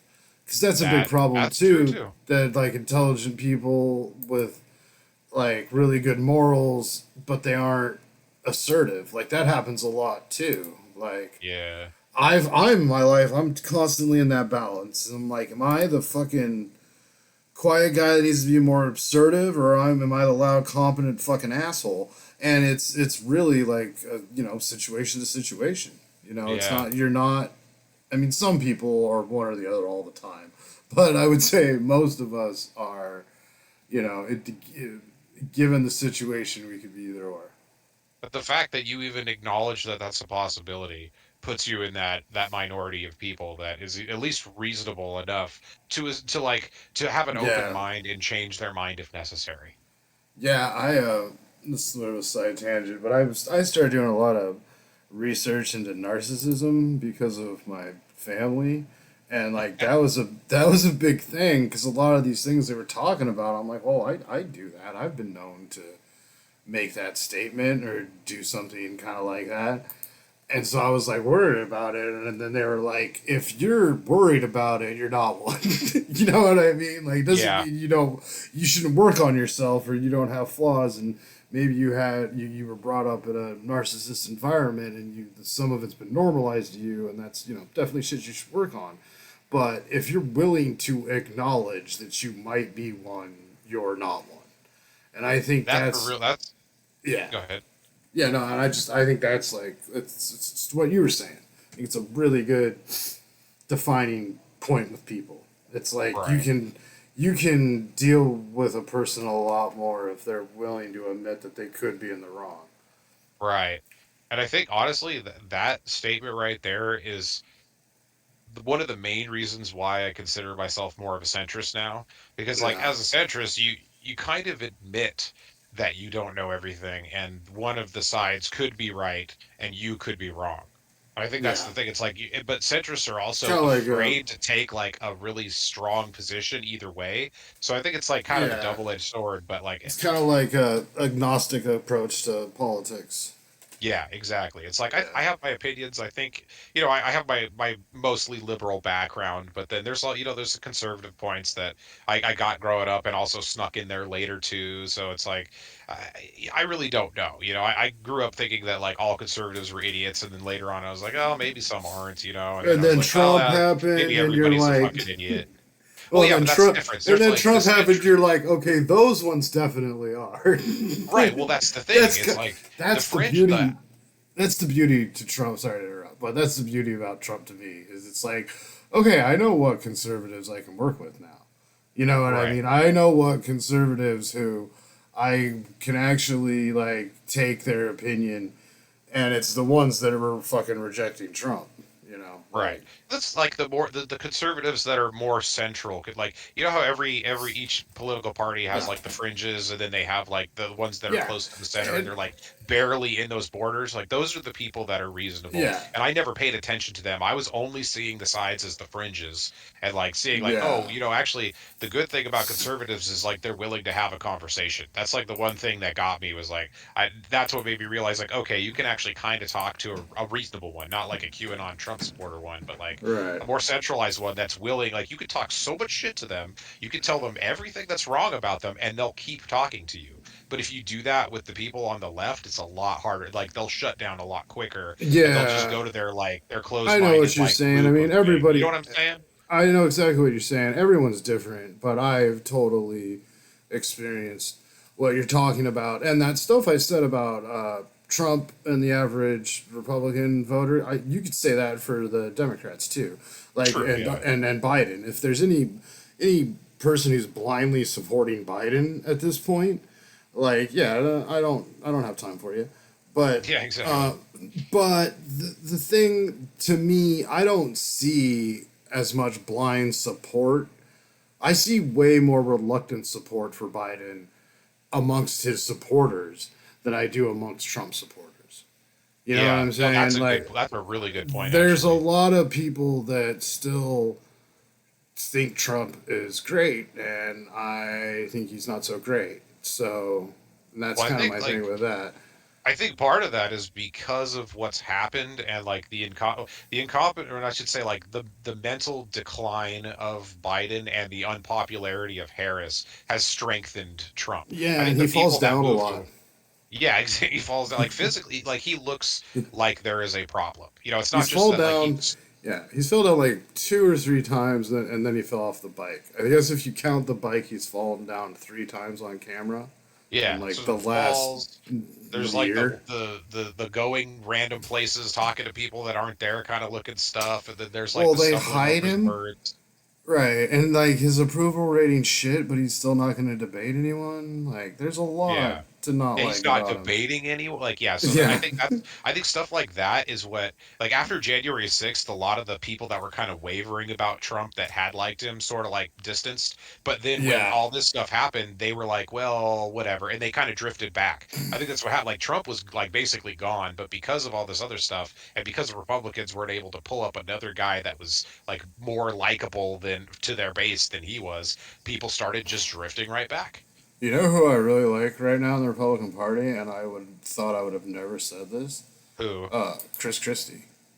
Chris Christie Yeah, I is forgot going. about that guy. He is going after Trump hard, and then He like should, dude. and then The they're whole coming party after, should. and then they're yeah exactly, and then they're coming after him, and they're being like, Trump said you're fat, and he's like, well, why doesn't Trump look in the fucking fat mirror? And it's like, Right. dude, I don't like Chris Christie. I've never liked him, but he is the one guy in the Republican Party right now that I'm like, yeah, I want to hear him talk. I want to hear him go on CNN. I want to hear him call Trump immoral. I would like him to go a little further. You know, I'd like him to start talking about Epstein's Island and that kind of shit. I'd like him to throw that shit right back in Trump's fucking face. Yeah. Because they're always talking about this and that and like all these things that uh,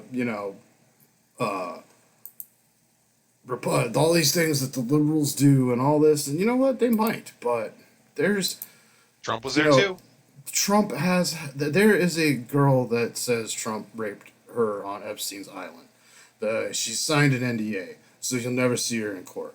And her video gets taken down off of YouTube every time Trump runs for president.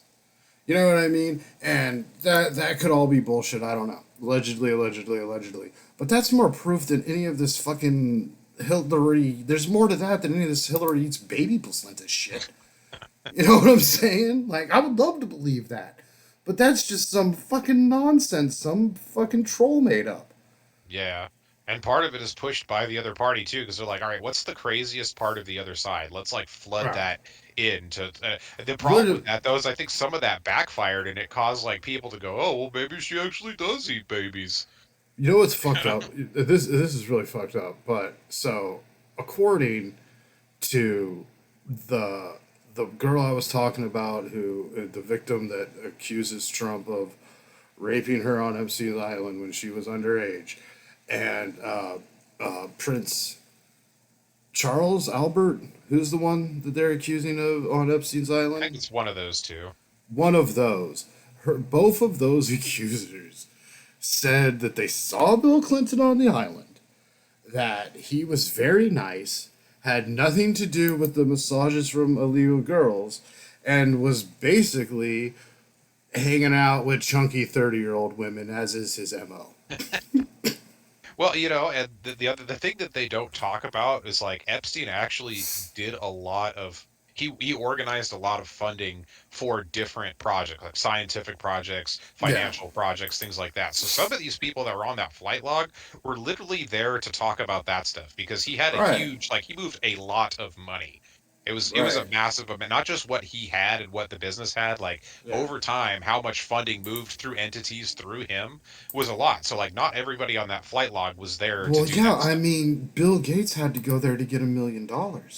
Yeah, it's like, but So, if anybody was gonna do some shit, like Bill Gates looks like a guy that would do some shit. You know what I'm saying? Like, yeah. Bill Gates Well, creeps me the hell out. I'm sorry, dude. Like I yeah, just no, like I, it's something I, about that guy and like the choices he makes and the things he says and just what he looks like in general just freaks me out a little bit. he is very off-putting. Did you see the interview where they asked him about Epstein? And he's like, "Wow, like what he could learn from it." And he's like, "Wow, he's dead now." And it was just like See, that's exactly the kind of thing he would say right there. yeah, well, he's dead now. I guess that's what we can learn from it. Is that you fuck with me, Yeah. I'll kill your ass because I've got fucking all the money, asshole.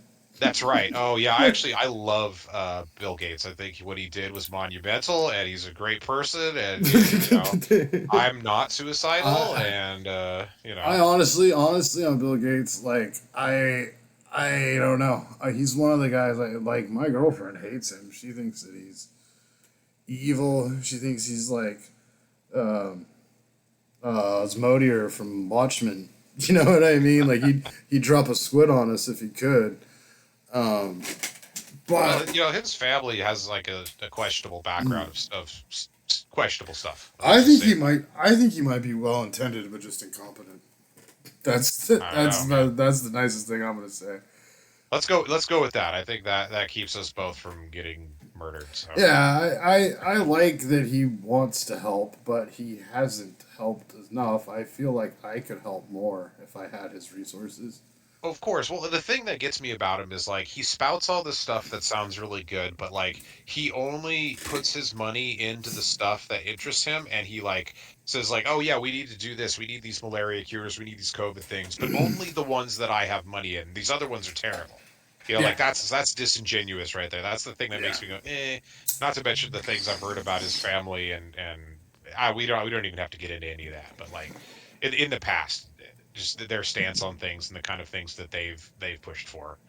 Yeah. I don't know. So that's just anyway. I don't know what we were talking about before all this stuff, but we had some kind of thing going. We did. We kind of got the answer to the apocalypse thing. Like Yeah, just by you're that stuff. saying, yeah, you're saying that you think that the most likely scenario is some kind of like technological shutdown. And Yeah, in that case, you should buy like tech, but tech that's not like 100% reliant on the internet, right? So, like, what would right. that be? Like defense, I would say like cyber defense would be something to look into because that's going to, whether or not it's effective, it's going to be necessary because of like the increased capability of the attacks that are coming with advanced technology. But I guess the other thing would be like a little bit of crypto, just because you could put it on into cold storage and yeah, everything might go down. But Yeah. if there is some kind of a massive technological thing, crypto yes could be compromised, but having a little bit of it just in case things aren't, I think is good anyway. Okay, and this was one I missed earlier, but we can run back to it. Like, so when you trade the FOMC meetings and the other things, um, you're typically trading options, right? Yeah, I don't usually do crypto, although sometimes you could because crypto will piggyback on the market moves. Yeah, that's one of those things I was wondering that maybe it would be. I mean, I would definitely find some use out of it, but it might be like advantageous for your channel if maybe you could find like a crypto or an ETF or something that trades along with that. So for like the average layman that's coming in that doesn't understand the options, or like me, somebody like me who belligerently doesn't understand the options, like we could have something that we could follow along and trade along with. But what about Not ETH? financial advice. Yeah, that's what Right. I'm saying. Is I trade ETH, and I've actually noticed that it kind of parallels what you're talking about. And there have been a few days when I've been like, well, I don't understand what option he's doing or what he's exactly doing, but I'm gonna put my buy order to buy ETH right around on the chart where he's putting his in. And that's why I was suggesting that because you've talked about ETH, you've been successful with ETH, and you Yeah. know it a little bit better than some of the other ones. If you wanted to make a trade on the Fed meeting and you don't feel comfortable using stocks or options, you could attempt a trade on ETH, or Yeah, Bitcoin. But I think ETH might be a little bit more a up your little alley better. because yeah, just and the other thing is like ETH is so tied in with tech that it tends to move to me a lot more like the Nasdaq, whereas Bitcoin tends to move more like the SPY, and Yeah. the Nasdaq has bigger percentage moves most of the time Yeah, I'm because not it's singularly weighted. yeah, I'm not opposed to trading a stock if there's a stock that moves like that too. I'm just, I have that aversion to the options. Right. So, and I'm also kind of saying like as far as like when you do the channel, you might get more interaction if the people coming in are like, oh yeah, I can go buy ETH on my phone or whatever ETF or stock that is trading along with it. Right. Uh, That's I not a mean, bad idea, actually. yeah, I mean, I'd be totally willing to do that. I could even like do it a long stream with you for the first, couple times, see how it goes and stuff. Well, I was But actually about to suggest, what about with this upcoming Fed meeting, if you would like to, what if you stream as well and you go with ETH and I'll go with my options and we can just okay, kind of see how that goes. Now, I mean, obviously there's risks, so you'd have to like weight it to your whatever your yeah, risk it wouldn't be is. much. Yeah, I'd probably be fucking around with $20, but yeah, we could That's still do fine. that. Even Yeah, just to do something to see if it works. yeah, I mean, because $20, like worst case scenario, that's not going to end you. yeah. So it's like, plus it's like worst case scenario isn't going to be that ETH goes to zero because something happened in the Fed meeting. It's just going to be you will Right. keep moving. Exactly. It's just mean I'm gonna hold it longer than I would have. Right. Yeah. And normally I'm not paying attention to crypto during that time because there's so much going on that I basically have to see what's going on with the Fed and then what are my trades doing and then also the stream. So like I ignore crypto completely. But Yeah. when I look at it after, I'm like, hey, it moved too. Sometimes, because it doesn't always. If it's a really big move, it's gonna pull crypto. But if it's a slight move, I don't know. Yeah. So Well, and this one, I don't know. this could be a project for us where we find the asset or quantity that trades along the meetings the most. You know what I Yeah. mean?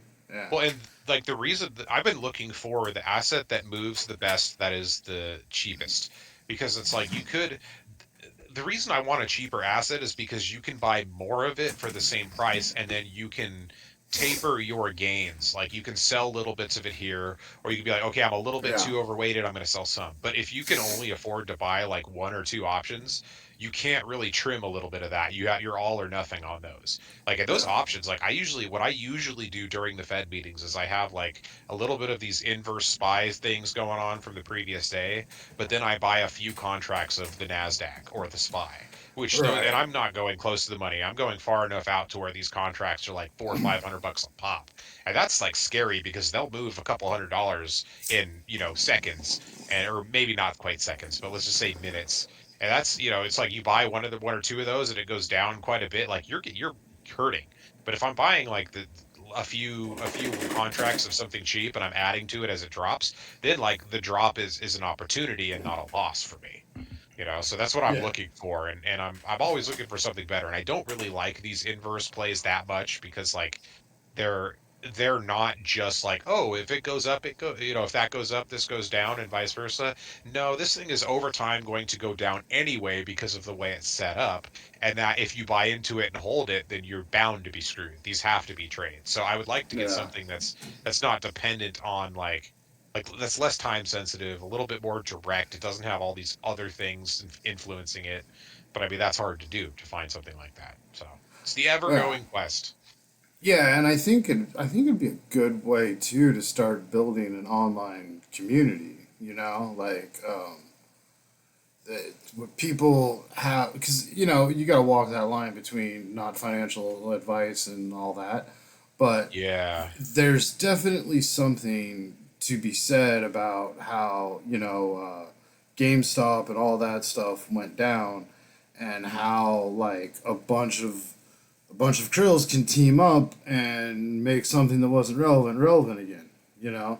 Yeah. And I feel that way in this game. Like Splinterlands, like there's cards in this game that are a little bit overprinted that are super cheap right now that if, you know, three or four of us put a couple $100 in, it would dramatically affect the market, you know? Like Yeah. and I used to do that kind of stuff with Magic all the time, and it's like I would like to have a community where we're talking about these kind of things and we're just doing it, and it's not insider trading because it's just people sharing ideas and reacting off what they said. You know what I mean? And we're not Yeah. sitting here being like, okay, at 6 p.m. on June 23rd, we're all gonna fucking buy this card and that's gonna make the price. More Right. like a thing where we get together and it's like, I really like this card, and you really like this card, and we play at different levels. You know what I mean? Like you're playing in bronze and you really like this card, and I'm playing in gold, and and you do the kind of same thing with the stock. Like we find it's like, hey, this stock always moves on the meeting day. If we can anticipate how the meeting's gonna go. We can all make money off this stock or this crypto on the meeting day. Like, Right, I'm because all there are about groups that. that do stuff like that. Exactly. And those groups become pyramid schemes if you're not Yeah. in at the beginning. I'm sure there's some honest ones out there, but most of the ones I've found, it's kind of pyramid scheming. So Yeah, and it's usually some, let's build our own pyramid, yo. yeah, right. These groups are usually once they get successful, the top people putting out their alerts after they already bought, and then everybody else gets in, and then they sell into that, which Right. is Yeah. not, which is illegal. But like what you're saying is people just discussing the things that they like and then drawing their own conclusions Exactly. from similar ideas. I think is a good thing. That's what what I want to do is I want to build a community of people that are interested in trading and want to because I have a Discord there are only a few people in it right now, but we talk about this kind of stuff, and I'd like to have more input, people with more information, because I think Yeah. I'm at a point where I need input from not just like stuff that I can find online. I need input from actual people that have been trading for a while or investing for a while and have formed their own opinions and strategies that I can pull little bits of information from.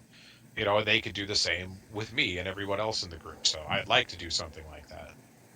Yeah, for Oh, sure. here we go with the And lands. You brought. I'm oh, sorry, I don't mean to you're change real quick, following. but No, no, no, no. you Yeah. you brought up the lands, and so I wanted to ask you how lands have gone since our last meeting. I still haven't bought one. It looks like they're as low as 40, and I think that's around where the floor was our last meeting. So I think the floor of 40 is probably Oh my God, look at those. What's up with those? Why are they? Was it 3,000 or 30,000? that's 30,000. That's one plot. 30,000. What does he want? Those Oh, are it's a legendary occupied jungle. That's nice. I don't think it's 30 or 30 grand, but that's so is he just nice. setting that price basically? Yeah, yeah, Okay, yeah. Yeah, and that's the only plot for sale in that area. So right. that's the guy. That's like his lottery pool, and he's like, I probably don't want to sell it, but if someone wants to give me 30 grand, I'll take it. That's how I interpret those numbers. I could be wrong. Right. Well, it was always like when I was playing World of Warcraft, and I would go into the trading place. I forget what it's called. There would all I'd get like random weapons that weren't much of anything, but if you had a new character, they would be nice to just grab so that things are easier. I always go Yeah, and sell those, and what I'd find is there'd be like three of them for sale.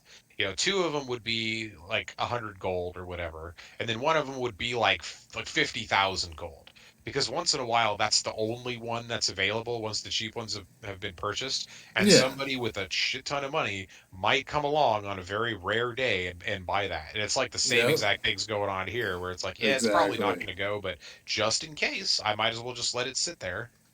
Yeah, there's a bunch of that kind of stuff. See, you can get a common forest with no upgrades for $40. You can get a common badland with both the upgrades, the totem and the building of the box for 48.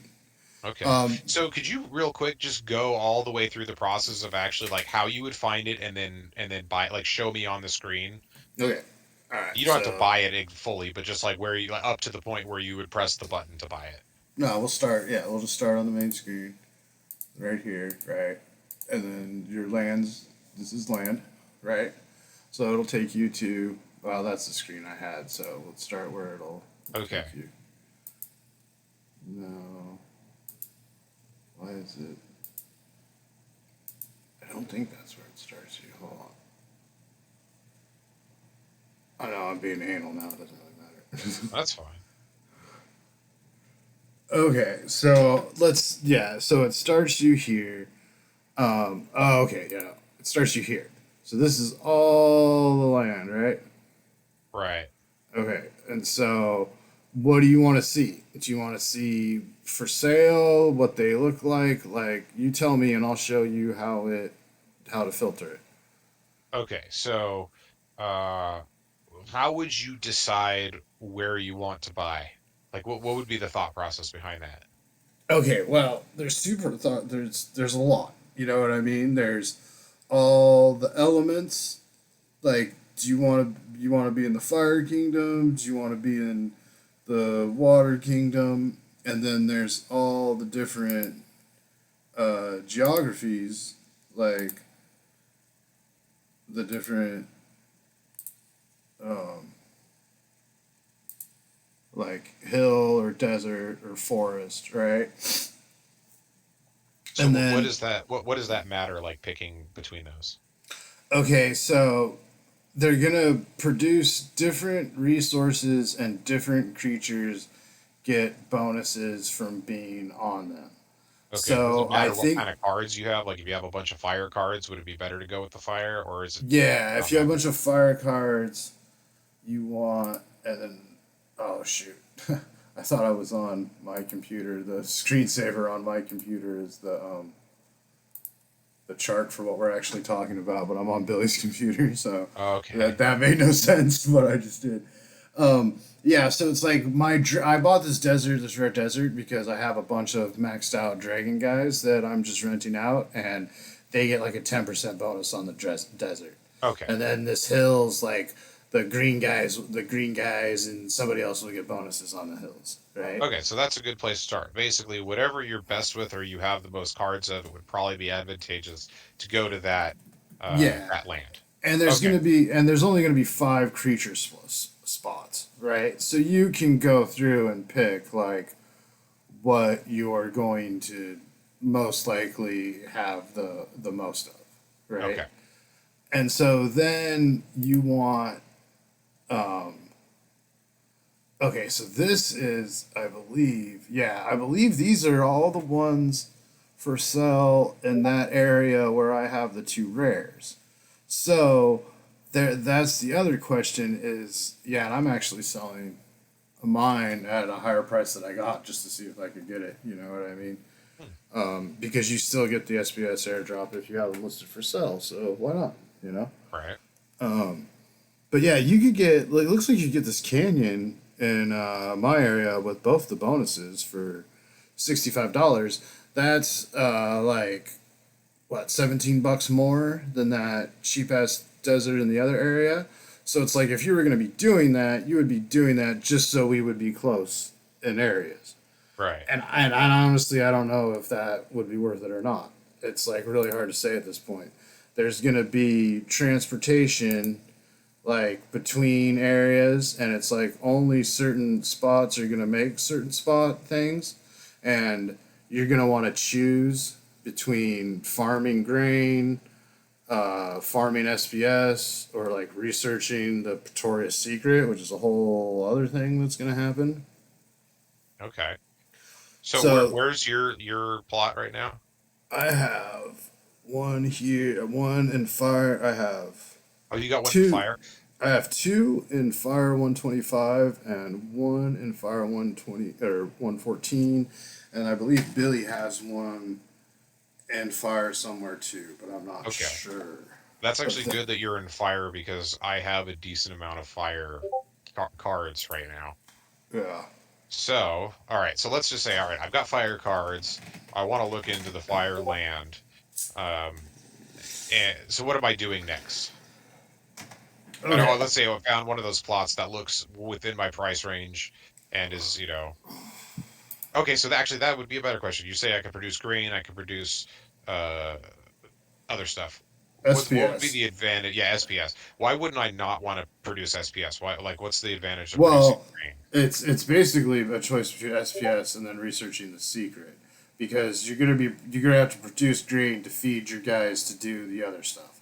So you want to Okay, you produce have to. grain to feed your guys, yeah, All right. and then the why is you want to do SPS versus the secret is like SPS. It's gonna be guaranteed. Like if you buy the plots now, you get until it goes live. You get a guaranteed SPS airdrop a day. So I'm getting that much SPS airdrop to me today for the plots I hold Wait, how on much? here. 19? Now 4.452. Oh, on the right. Okay. So This every is day right you're here. getting four because you hold those Four and a lands. half. Yeah, because I hold those lands. And then, but once the game goes live, you're actually going to have to work to get that SPS. But it's probably going to be more because other people are going to be just trying to sell grain or just farming the secret. You know what I mean? So there's probably going to be Right. less people in the pool. And Okay. then the percentage of what you get is going to go by like the level of your monsters. And the other thing here that's oh geez, 3 hours and 3 minutes until I collect my chest. Well, shit. I guess we're doing that on stream, or 3 minutes. Um, like the like the monsters you stake on your land with DEC, and you have to pay more DEC the higher quality of the monster, but the higher quality of the monster, the more it produces, and then you're not actually paying the DEC, you're just staking it. So Okay. you would need some DEC to stake. Like and like honestly, unless you've been grinding that I don't know about, like I would probably have stuff on my alt account that would be more worth staking on any land plan you bought than anything you have, because you most well no I guess you had some gold cards, right? Did you have a couple? You have old ones. A lot of starter cards, not a ton of. Most of the stuff I was playing with was the stuff that you lent me, and then Yeah, when you took those back, I was just kind of using whatever I had. yeah, and that's what I'm saying is if you got a land plot, I would loan you some guys until you got going, Okay. because you probably don't want to. I mean, I don't know. We'll see what happens, but it probably wouldn't be worth it just to put like a level one guy on there. Maybe Right. like a legendary or something, you know. So But maybe it would be worth it to actually invest in some cards as well, like get a plot of land and a couple of decent cards to stake on it.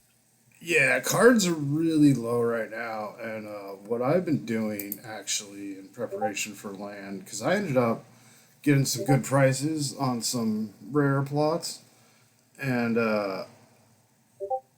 I had like guys set up for like um, two plots, and then I'm like, oh, I got all these extra plots, so I've been swooping up on some of these alpha, beta reward gold rewards, because I feel like they changed over the system. That's why I'm not sorting it as well as I used to. Um, I feel like these are gonna be like really good like holders until you can get like maxed out stuff, you know. Okay. But I feel like the price. So like this guy right here. This is a really good example. So this is a beta gold dude. So he's level 4, and at one BCX you get him for $3.40, which is not a lot of money.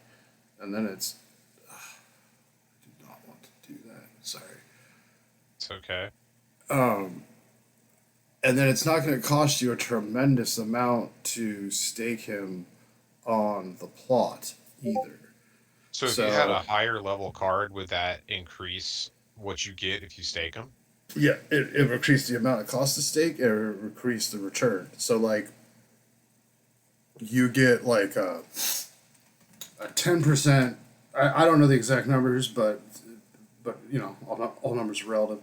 So you get like a 10% for it being beta, and then you get like another 25% for it being gold, and then you get another 10% for it being fire, matching your element that responds well to fire. You know, Okay. so like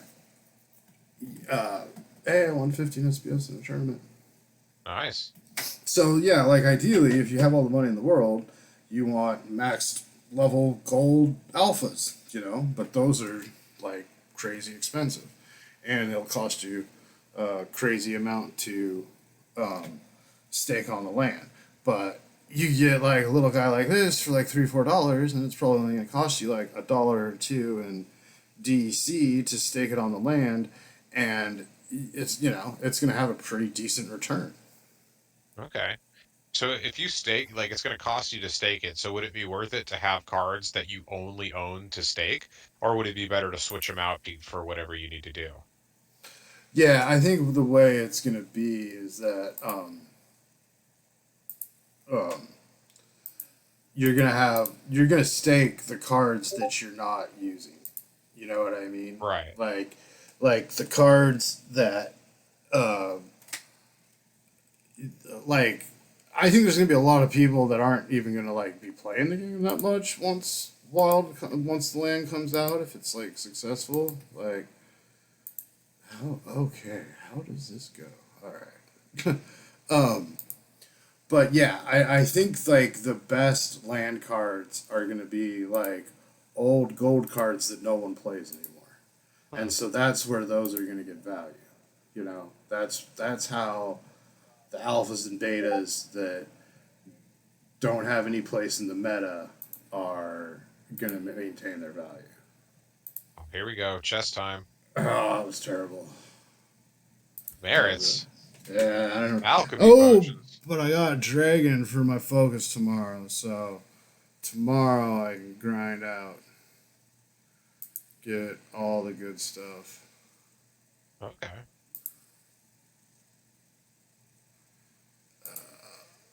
We should probably be wrapping up, right? You can't hang out much longer. It's already 11. Good for a little bit. We could start Cool. winding it down, but I wanted to finish what we were talking about the land. Yeah, So, finish land. okay, so we've got the whatever cards you have would be good to look in that position, and then you want to get the land within your price range and stake those cards. So is that all you would do? You basically do that and then let it sit, or what's the deal with that?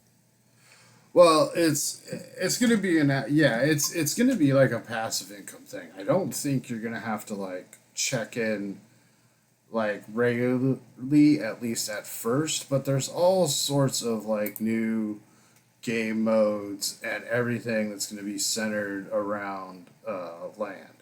Okay. Like Oh, so, here's go ahead. yeah. So it's like it's the kind of thing where um, I think that's going to be real interesting because there's a big thing. There are a lot of people in this game that just want to sit back and collect their money and let the bot play the game for them and let their assets hold value.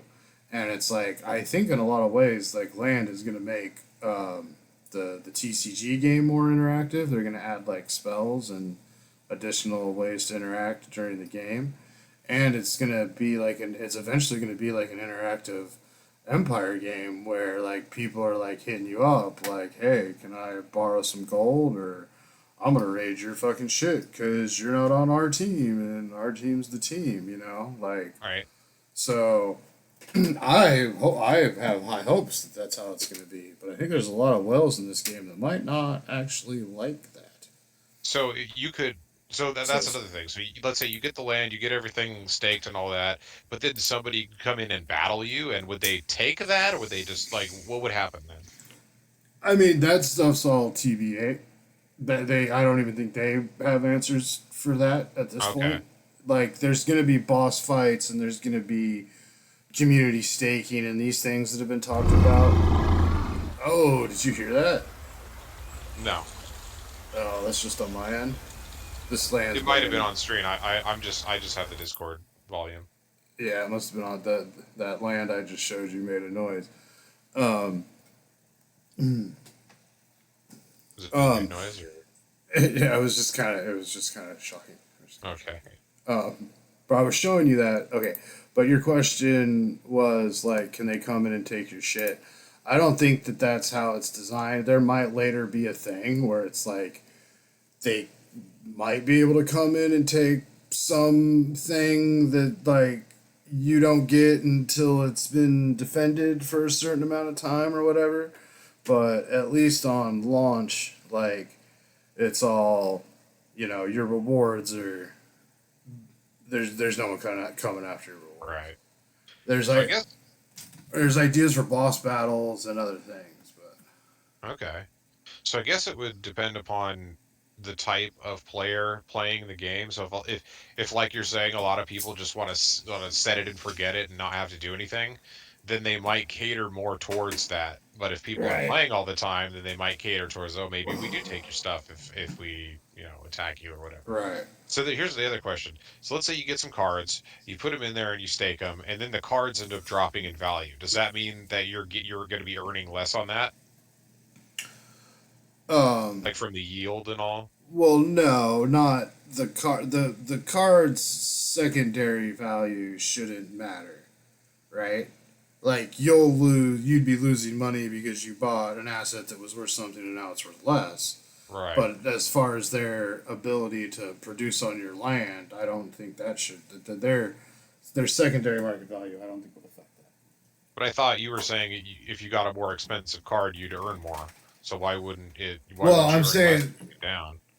the alpha beta gold foils are the most expensive cards, and those are the ones that earn the most on land.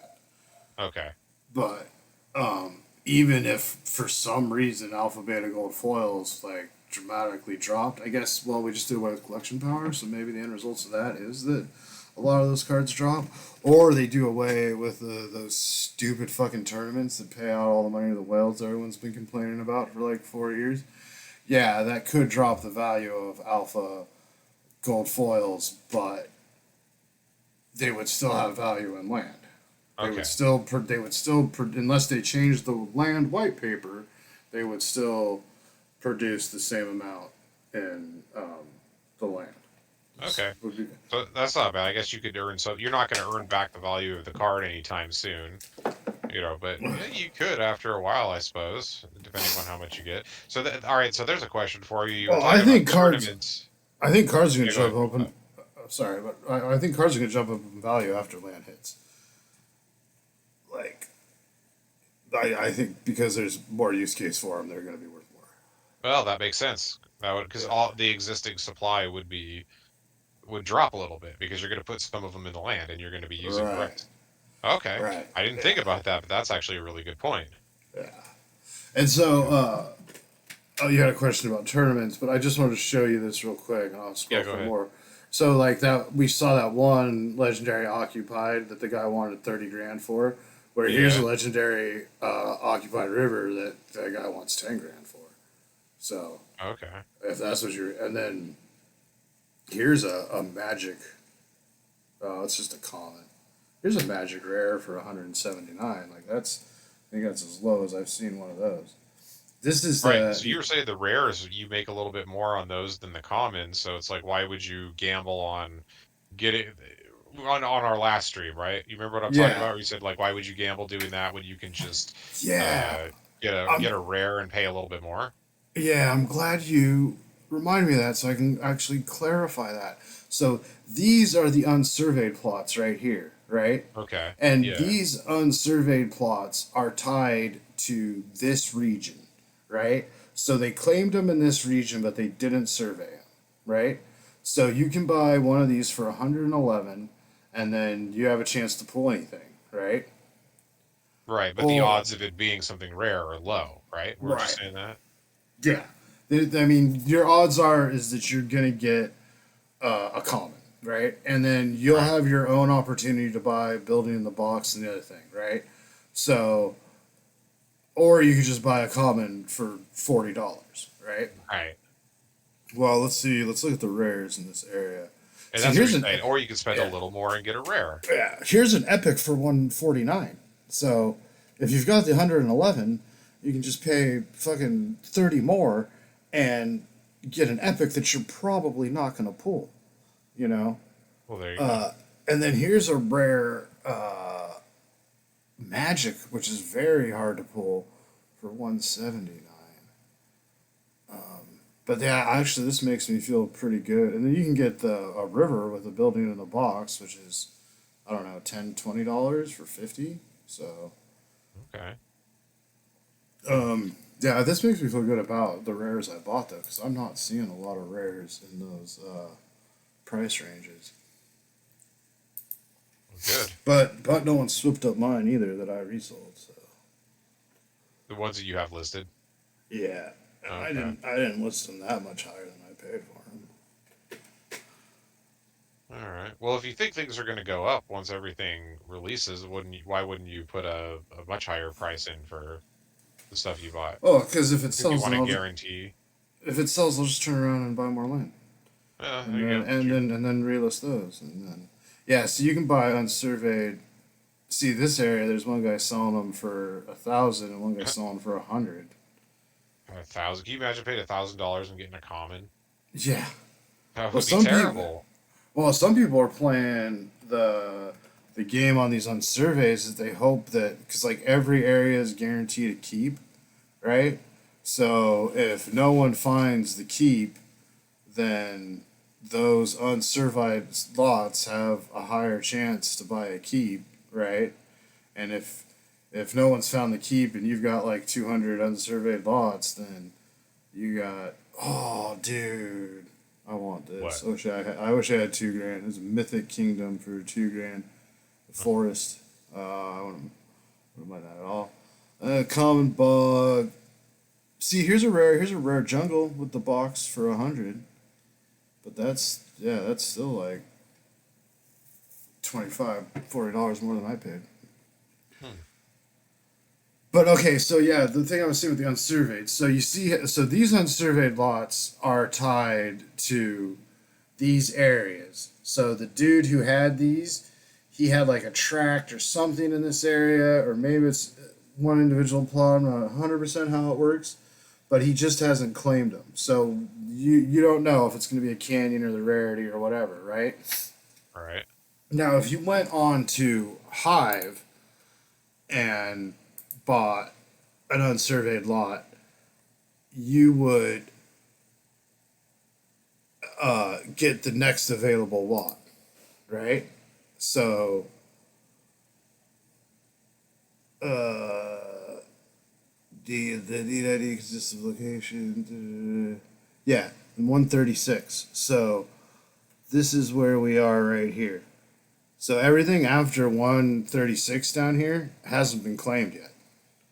Okay. Those are people who just haven't claimed or surveyed or I mean it's sold out, so everyone has something, right?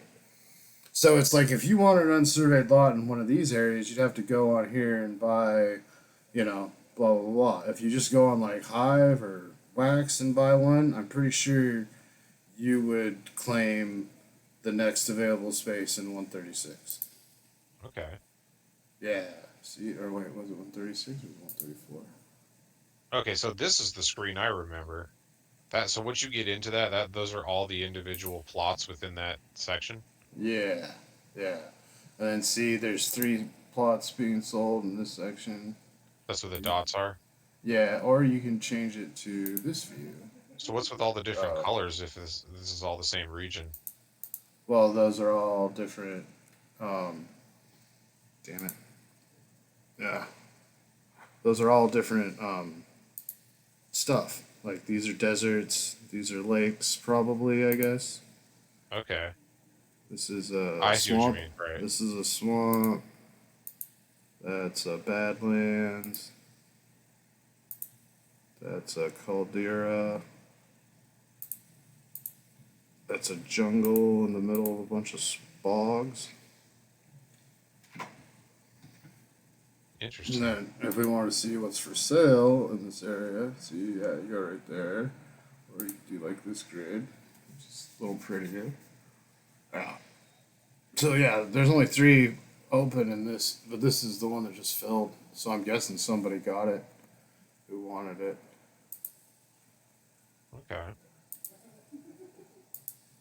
Yeah, this is what I need to. This is what I wanted you to do so that I could actually know what I was doing. Because last time I had no clue. I was just clicking on things and I didn't know what to buy, and I Yeah, was in a it's hurry, which is never the best when you're trying to do that. yeah, and it's not the most interactive thing, but then once you actually get used to it, it's not that bad at all.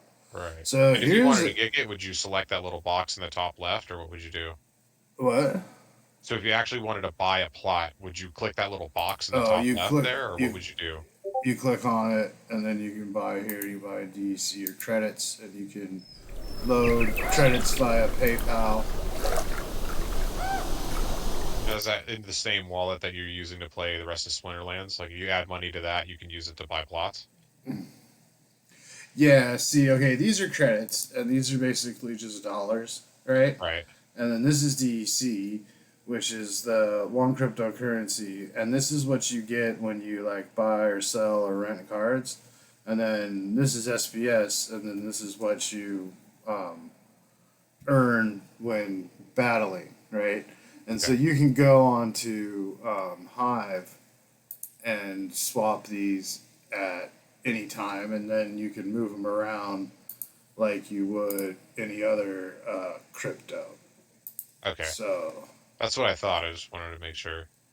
oh shit, I keep forgetting I'm not signed in. I don't want to do this right now, but Yeah, I wouldn't do it yeah, on stream. yeah, but yeah, you go on to Tribal Decks or the other Hive things Okay. and like swap them. Yeah, so it's like if I wanted to right now, like I wanted to buy some cards or something, I could take this SBS and swap it into DEC and buy some cards. But if you want to just like, and like you're supposed to be able to load DEC with like your credit card and stuff, but I can never get it to fucking work. I might try again sometime, but I can load credits with PayPal like every time. So Okay. Now, is that's there a fee to transfer your SPS into DEC? yeah, there's like slippage fees, but they're pretty minimal. Like like I think most of the time I've actually made money sometimes off of it. It's so minimal. Like Okay. it's so minimal that if like you do it at the right time and then the right asset jumps up like the one you're swapping into, you won't even notice the fee. So Okay. yeah, and then there's the liquidity pools. Um, that I don't have a lot in liquidity pools right now. I'm waiting for land. I'm trying to stack up some DC to stake my guys. Right. That's what you were showing me last time, or maybe that was the time before that. But you were saying like you have something in a bunch of those pools, and that's what's feeding into your SPS for the most Yeah, part. yeah. I was doing that for a while until land came out, and then when land came out, I emptied out those pools because when I started the game, like land had just sold out. So the original guys that got land got it for like $20, and then during like the bull run, it got up to like 600, Oh and wow. then yeah, and now like an unsurveyed plot. I think the cheapest one we just saw was 111. So I was very patient for a very long time before I started buying plots for $40, $60. You know what I Rough mean? to do, Like, man. yeah. Well, it's like So when you see when I saw Bitcoin peak out and I sold out and it started coming down. I was buying in way too. I was buying in like the 50K range, 40K range. yeah. So it's like yeah, I dumped at 60 whatever it was, like literally the day before it started dumping, Well, but that's then I bought it at 50 something K. So it took me yeah. forever. My average is finally below where Bitcoin is, and it's taken Yeah. me like a year. I was the exact same with ETH. But honestly, I'm glad it happened because now I know how to fucking not day trade, but swing trade ETH. Like Yeah. I know enough about ETH to where I can put in buy and sell orders and just let it there, and I don't have to follow shit. And then when things happen, I get little notifications on my phone, Right. Well, and and yeah, you've been through a big drop, so you know you can handle it. right, If exactly, something happens again, like, and also you're aware of that happening, so you're probably a little bit better protected from massive drops like yeah. that. No, I I mean, not think to, my it also is not going to drop as much because it's already dropped so much. yeah, I think at one point my dollar cost on ETH was like 3,800, and right now Ouch. it's under 60. So Yeah. yeah, Actually, let me see what mine is at right now. Oh wow, what is XTZ? That's pumping. Tezos? I don't know anything about that one. I barely have any. I've seen it Pumping. on the ticker, but yeah, Yeah, that's oh, all a I can couple say of them about are that pumping. shit. Ethereum Classic is pumping, Litecoin is pumping, but regular ETH is still going down. That's I interesting. traded I traded Ethereum Classic when I was still doing it like a video game when I first started. Dude, I was buying Ethereum Classic for like 3, 4, 5 bucks, and I remember thinking, "Oh, this thing's dumb." And it went pretty high for a minute, but so my average is 1800 right now. On It was ETH. worse. Yeah, on ETH. I was just looking it up. So I'm basically, yeah, I'm at 1834. It's at 1869. So I'm barely above Well, if 100. you factor in how much I lost on the FTX thing, then yeah, I'm probably around 1800 too. Honestly, Dude, that was a rough one. A lot of people I got hit still on haven't that. got my money back, and I tried to join a class action lawsuit, and they're like, you don't have enough money for us to give a shit," and I'm like, that seems wrong. Right. That Yeah, seems to exactly. go against everything you said. I think I should get more. Exactly. Dude, that's the crazy thing. It's like you have to have so much money in order to actually be eligible for these lawsuits, and it's just there's yet another reason why it's rigged to get, well, not, I don't know, rigged, but it's just weighted against people without money. Yeah, Actually, I would like to go back to that topic for a little bit. The sure. fact that in even in this kind of a thing, because crypto is supposed to be that thing like, oh, it gets you out of poverty, it does this, it does that, but the same rules apply to crypto that apply to the regular markets. Yeah, absolutely. And I think the what if you're being honest with crypto from both ends is it's not it's there's more opportunity for like I don't want to say king making because that's obviously not right, but you feel what I'm trying to lay down. It's It's like not necessarily wrong though. yeah, it's like you have more opportunity to become a crypto millionaire than you do like real life millionaire. You know what Right. I mean? Like you have more chance to uh, institute change within the cryptoverse, or even have the cryptoverse make change into the like actual financial markets than you do playing in the system if you're not starting with billions of dollars. You know, Right. like Well, that's the thing. Like the regular system, those people are already so well established that it's hard to do anything that well, they don't already have their paws in. yeah, and look at Whales, look basically. well, and look at like Trump and Kanye and other rich crazy people. You know, like they have billions of dollars, and I mean, and Trump fucked with them enough to end up in prison. You know what I mean? I don't like the guy. I'm not saying like it's a witch hunt or anything, but I'm just saying it's like he's got billions of dollars and he can't just do whatever the fuck he wants. You know, like Right. Well, that's like and it shows you that there's like an entity, an he's organization trying. of things above just individual billionaires. Of course he has. Right, His ego's not gonna let him not. But like right. I think But what's like happened with is like all the Kanye, billionaires have become like they have created a super entity of the billionaire class that like rules over themselves. yeah, and it's like look at Kanye and how I know I'm getting conspiratorial and crazy on this shit, tin hat, but like look at how much influence and money he had, and then he goes off the deep end. They they they tie him to the Kardashian lady before it happens. You know what I mean? Like it's insane, and it's Yeah, how insane that a guy like that who despite craziness, but he definitely seems to have like some kind of like concern, to, if only to be viewed as a caring person. You know what I mean? Like I could have seen a different path where Kanye did a lot of good in the world, but it's not the path he's on. You know, right. like no, I mean, what do I? What the fuck do I do? Maybe he's out there, you know, helping everyone, and we just don't see it. I don't know, but it's just, I mean, like look at Musk. You know, like I think Musk has enough money to get to Mars if he's really thought that's how he could better humanity. You know, but I don't really think he gives a shit. Like I think he's No, I had. would think he does because like the notoriety of being the person that does that, like for selfish reasons, wouldn't you want to be the guy that everybody talks about in the future textbooks? Well, You right, know what but I'm I saying? Like would. from an You know what ego I standpoint mean? only. Yeah, but I would just I do it. I just sell the stocks. I'd probably kill like monkeys and shit trying to get up there. Like, you know what I'm saying? Like, I don't. Well, yeah, but maybe it, he needs the stocks because he needs everybody else, and he needs the money from that. If he dumps it all and just says whatever, then the people that get hurt in that process are no longer going to be there helping him.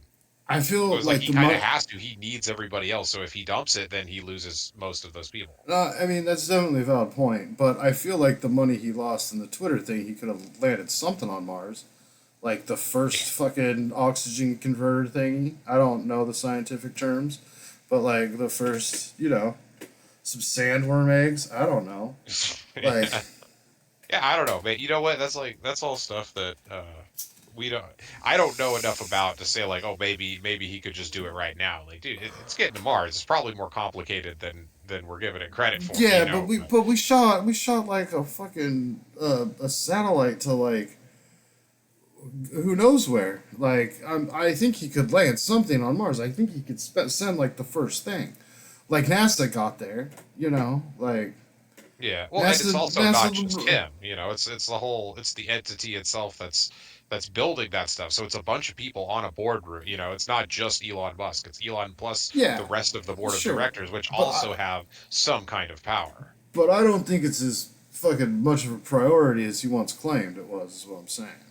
Oh yeah, well, he Like, split I his don't think time he's. between, 5, 6, 7 different things that are all really draining. So Yeah, like, I mean, well, I he's think it's just also just the guy, he's just obsessed with these kind of things, and he goes down these he gets more confident than, like, I don't think he thought it fully through with a lot of this stuff. He's like, "Oh, I'll just do that. I'll do that too. well, I'm the rich. I rock. can do whatever I Yeah, want."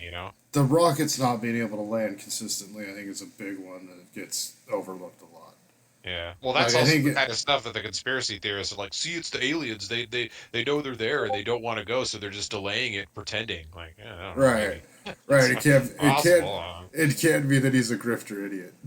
Right. Well, there's the other thing. What It's if, what gotta if be it's like, aliens. what if the whole thing actually is a scam and they are just trying to be like, oh, we're gonna do it next year, like. Yeah, I know, and this gets into like flat Earth realm, but like, what if there's already a base on Mars, and you know what I mean? Like, we Dude, don't the fucking Nazis had know. a base on Mars, remember? Like that was, dude. I don't. It's one of my favorite things to I watch sometimes. remember, Is but that how do you remember? yeah. Well, no, there are these videos circulating from the wonderful channel Gaia, where this guy was talking about how the Nazis did it, and he went to the bases on the moon and on Mars, and he met like these 10 different alien species and was describing them, and Was how like, that oh, the we've had guy? bases on Mars for years, and we have a fleet of ships that are capable of fighting aliens, and like, oh my god, dude, Was I can't that deal with that stuff.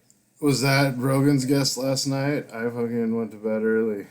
No, this was some guy, I don't know, 4 or 5 years ago on that Gaia channel. Dude, that Gaia channel is good for a laugh. You know what I mean? It's great. That last whistle, like alien whistleblower that made all the rounds. I swear to God, that guy made the rounds like back in the '90s, and no one gave a shit. Like Yeah, well, there've been a he's couple. been telling that story for a minute. Well, Like, see, there's an all right that you want to go off on a different tangent here. There's another point that I've been saying. well, if you It's need to kind of finish the switched from last like, tangent, like, go ahead. I don't even remember what the tangent was, but Okay, like, okay. but I like aliens, so we could go with this tangent. I So like I like aliens. well, that's the thing that's kind of interesting now is like the narrative, the popular narrative shifted from like, oh, you're an idiot for even, oh shit, what did I do? I hit something. You're an idiot for even thinking about aliens and UFOs and stuff like that. To, oh yeah, we know there's a bunch of this shit, but who cares? And it was Two, like there wasn't even like any kind of two. uh It might like be aliens. craziness Can about it. we It have was just some like, money? yeah, it's like, yeah, we know there's all this stuff. Who cares? That's really what it Yeah. was. It wasn't like people were like, see, well, I mean, there were people like, see, I told you, but everybody always thinks that when something that you've been talking about for a long time comes out, there's going to be this like big revelation and everybody's going to care. Nobody Yeah. cared. The No. Pentagon was like, yeah, we got all these UFO sightings. We don't know what the fuck to do about it. And people are like, really? Like, yeah, we Yeah. got other shit to do. So here you go. Yeah. Why suddenly is it like that? Is that the case Basically, and nobody yeah. cares? Basically, what I got out of it was they're like, we're gonna stop lying about, or we're gonna stop covering this up because we don't know what it is, and we would like more funding to research it. That is And it probably takes basically what I resources to got. cover it up. Yeah, that's basically what I got out of the official announcements. And what I got out of the official announcements was that, like, uh, yeah, it could be anything. We don't know. But, Like they know that it's probably not aliens, that it's just like shit people are making in these like entities that are not quite government and not quite corporate, and they're sort of like shadow entities or whatever. Maybe it's yeah. them. Maybe it is secret projects of other countries, or maybe it's secret projects of this country, and they're just It's trying to the like pretend they don't know. it's the Guild of Clowns in a tent. The Guild of Clowns in a tent. The Guild of Calamitous Intent from Oh, the Venture Brothers. Or it's the Legion of okay. Doom. Is that enough of a mainstream reference for you? The Legion of Doom? Yes, I get that one. But you know Okay. what? The Guild of Clowns in a tent actually is kind of interesting because it's like it implies that it's just a bunch of idiots. Like you think it's all this crazy stuff, but it's really just a bunch of dumbasses being like, yeah, we don't know Yeah, what no, you are. I think the Guild of Clamison. I'm gonna fuck it up now. I've never fucked up. I fucked it up in my entire life, and now I'm gonna fuck it up every time I say it. I You're think the welcome. Guild is a perfect, like, is their analogy or metaphor for like the real life Illuminati, and maybe they don't call themselves the Illuminati or whatever, but that kind of, cultist elite organization, the whole Bohemian Grove shit, you Right. know, like I think they're actually like that. It's basically just a bunch of like rich jack offs with a lot of time on their hands that want to play dress up. Right. That's what I was thinking with these encounters. It's like if you have the funding and the secrecy and the ability to do that, which like international organizations that don't really apply to any specific government would be able to do. Whereas, like, if you're doing something in the borders of specific nations, then there are going to be certain rules, and there's going to be funding issues, and there's going to be a way to track it easier, you know? So, like, why wouldn't one of these, like, rogue organizations, rogue entities research things beyond what we're doing in other areas and then just, like, test them out? Or here's the other Yeah, thing. What about projections? You know, that was one thing I actually never really thought about, you know, with all these like alien Mysterio. encounters. Yeah, But yeah. just no, but seriously, like Oh, if you project something, you don't have to build a craft. You can make it move like crazy, and people will see something and talk about it. Like, and also, if you put the idea out there that your government has secret alien technology, it might make other governments a little bit more wary of doing something to you. yeah. I don't know. Have you heard about the Imagine. like the string UFOs? Because I've seen it twice now, and I've heard hella The people what talk. UFOs? They're String? like strings. It almost looks like it's like a series of lights that are held by an invisible string in the sky, almost like Christmas lights. And I've seen it twice now, and I saw it once the other night, and then I saw it one night when I was walking home from the creek, and it was super fucking low. Wait, And I you're not talking about videos. You actually saw No, this. I've physically seen this twice, and I've seen other people talking about it online, and it's not. I haven't seen a certain explanation about it. There's nothing about it that's like otherworldly. They're not moving certain fast, but it is bizarre when you see it. It's like if I'm sure that, well, there were 3 or 4 people watching, but I'm sure there's people Hmm. out there that know what I'm talking about. You know what I mean? Like, I'm actually looking it up right now. Why would I see all this stuff about drone shows? Why wouldn't it just be a bunch of drones? I mean, that's the most it very likely. easily could be a string of Jones. Yeah, let me see. Maybe I can show it on the stream. Yeah, there's quite a few of them. Yeah, and I've seen it twice. Yeah, yeah. This is exactly what I'm talking It's about. just after Yeah, that's what 6:30, I and we haven't just clicked on any saw of them the yet. string of One of satellites them said pass it was like directly Starlink over satellites. Oh, Boston. there you go. That's the one They're you're being looking up. hit by Starlink just the Yeah. right satellites. amount of So sunlight to those make aren't them look UFOs. like Those a are train of literally light. Elon Musk's satellites. Oh, is that what this is? Well, I Yeah, don't. I don't. Starlink. That's his like internet service, his satellite internet service. Okay, that could be the one I saw the other night. But the one that I saw the first time was like much lower in altitude. See, the ones I saw were moving though. This is moving. Yeah, that was moving like down on the screen. Huh. Well, I'll be dipped in Well, shit there and you go. rolled. Well, I'll be dipped in shit and rolled in breadcrumbs. All right, we solved the mystery I, of the string light UFOs in Starlink. I'm still not positive this is what I saw. These are like closer together, and there's not good. Yeah. Well, the ones that, there's some other videos on there that had them a little bit more separated. Now I'm like that lady on the one video that. Um, yeah, this is this. Ah, no, not really. But that's what it was. I'm sure. Okay, here's the Um, problem with that, dude. I'm going through these videos on my YouTube, and it's like it's a bunch of these, and then it's Fox because Fox talks about that kind of stuff a lot. And then because there's Fox underneath that, it's like, oh, we gotta talk about the Bud Light thing. no, It's like yeah, I don't care, dude. Like I'm looking up aliens. I don't want to hear about Bud Light right now. oh, that's so You fucking know? stupid. That's so That's how fucking the stupid. algorithm. Like They, that's the problem with the algorithm. It's like it's that kind of thing is pushing those more. Like nobody they, gives a shit about that deal anymore. That was boring 2 months ago or I didn't whatever it even. was. This is how I am. I didn't even hear about that fucking shit, and then actually like looked in. I actually watched some content creator did a thing about it, and then like the whole thing just started because they like sent some trans person a can with their picture on it. Like Yeah, and then they that was the produced whole it, start of they what? and then they produced it, so they sold it. It was like, oh, we're gonna sell this to people, and of course their Oh, base is not they into actually that. sold it to people.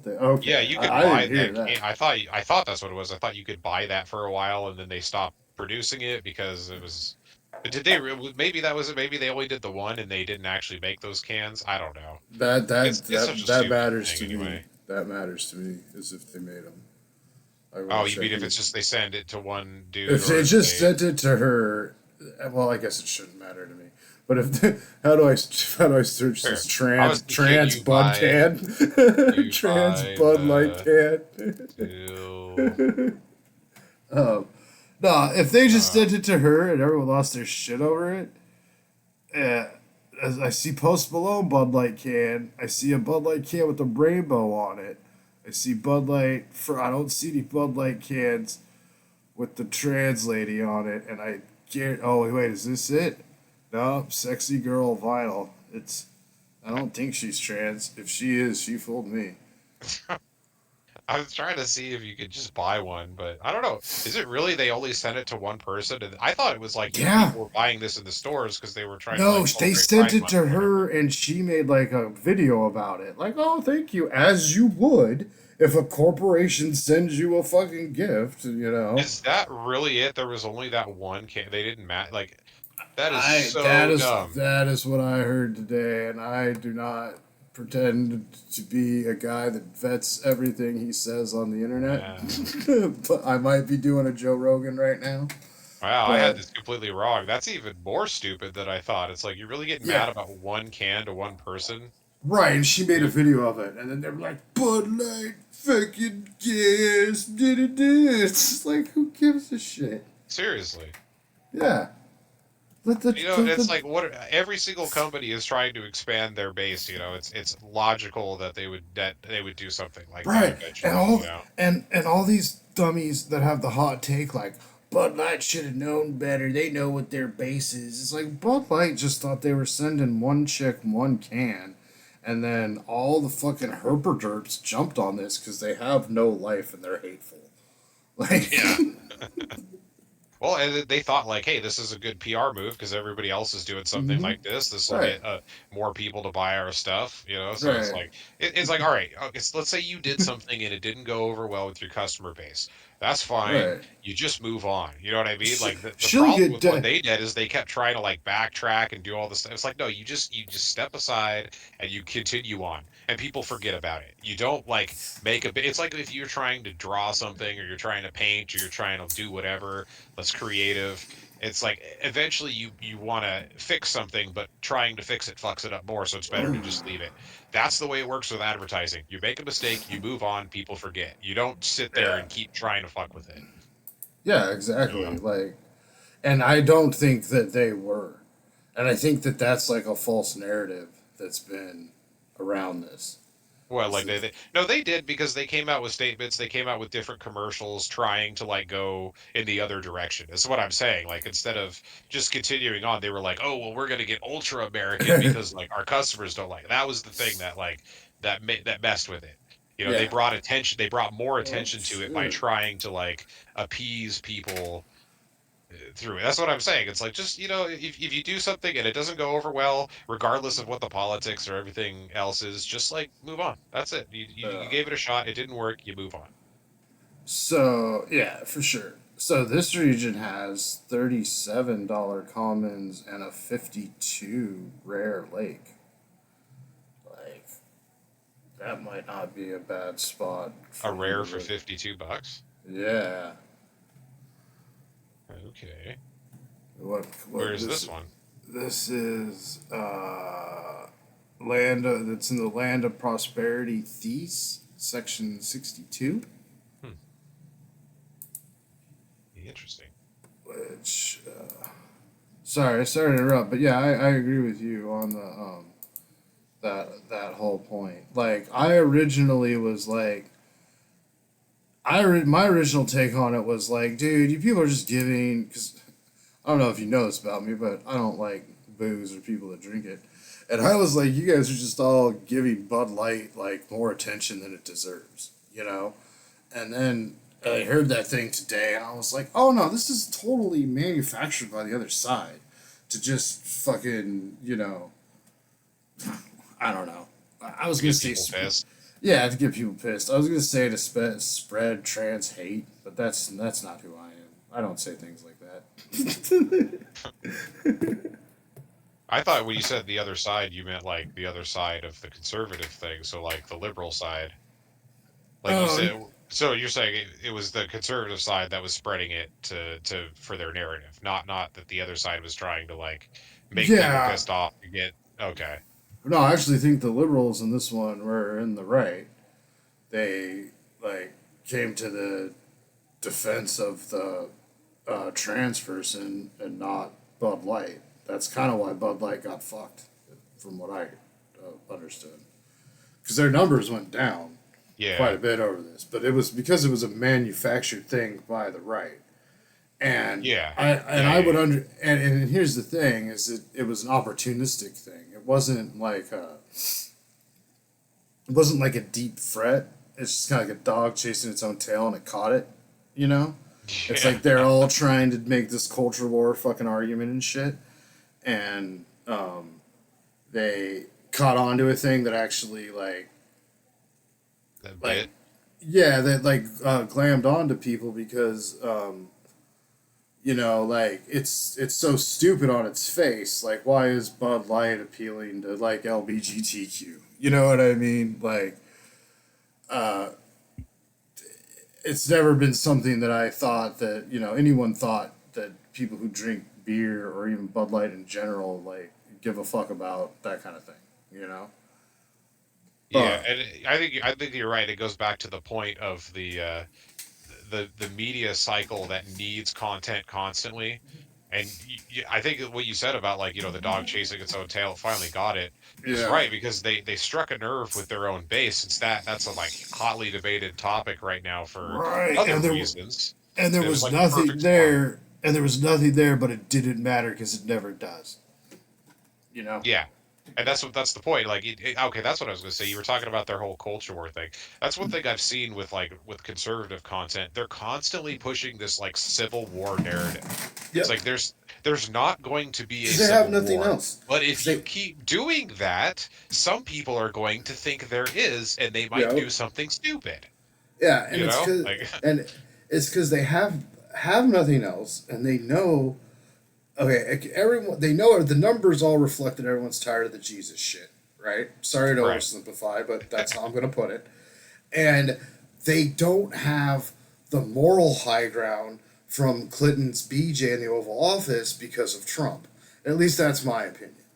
Like they don't have any moral high ground anymore after Trump because Trump is probably the most immoral president we've ever had.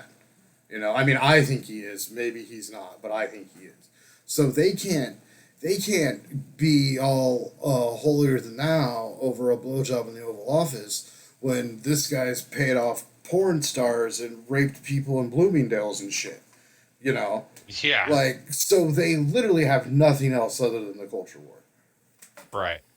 And that's what they push all the time. They're like, see, they're doing this. They're trying to do this. There's Yeah, the they're only way we're trying gonna to make solve your this is kids through. gay. It's like, They're gonna let drag queens read books to your kids in at school. Oh no. well, they're pushing this thing that like that there's going to have to be some kind of a battle in order for this to stop or whatever for some side to see. That's the thing that like Nah, they that's push starting that. to worry me a little bit is the fact that that narrative, like, I think it's cooled down a little bit from like a year or two ago, but that they keep running with that narrative to the point where I'm like, people Yeah, only take so much shit before they start to like do something about things that they perceive as threats, and that can yeah. escalate things to another level. I don't necessarily think that's going to happen, but I think the odds of it happening go up the more this shit goes on. Oh, yeah, I agree with you. But I mean, look at January 6th. So, I mean, in this scenario that they were talking about, I don't think they're like really capable more than like some like random shooting, which is mostly them too. You know what I'm saying? Like, I don't. The only kind of. The only kind of action against the government that's gonna matter is a unified action where we put aside the bipartisan politics. You know what I'm saying? So the whole idea of the Civil War to me is just more of that divide.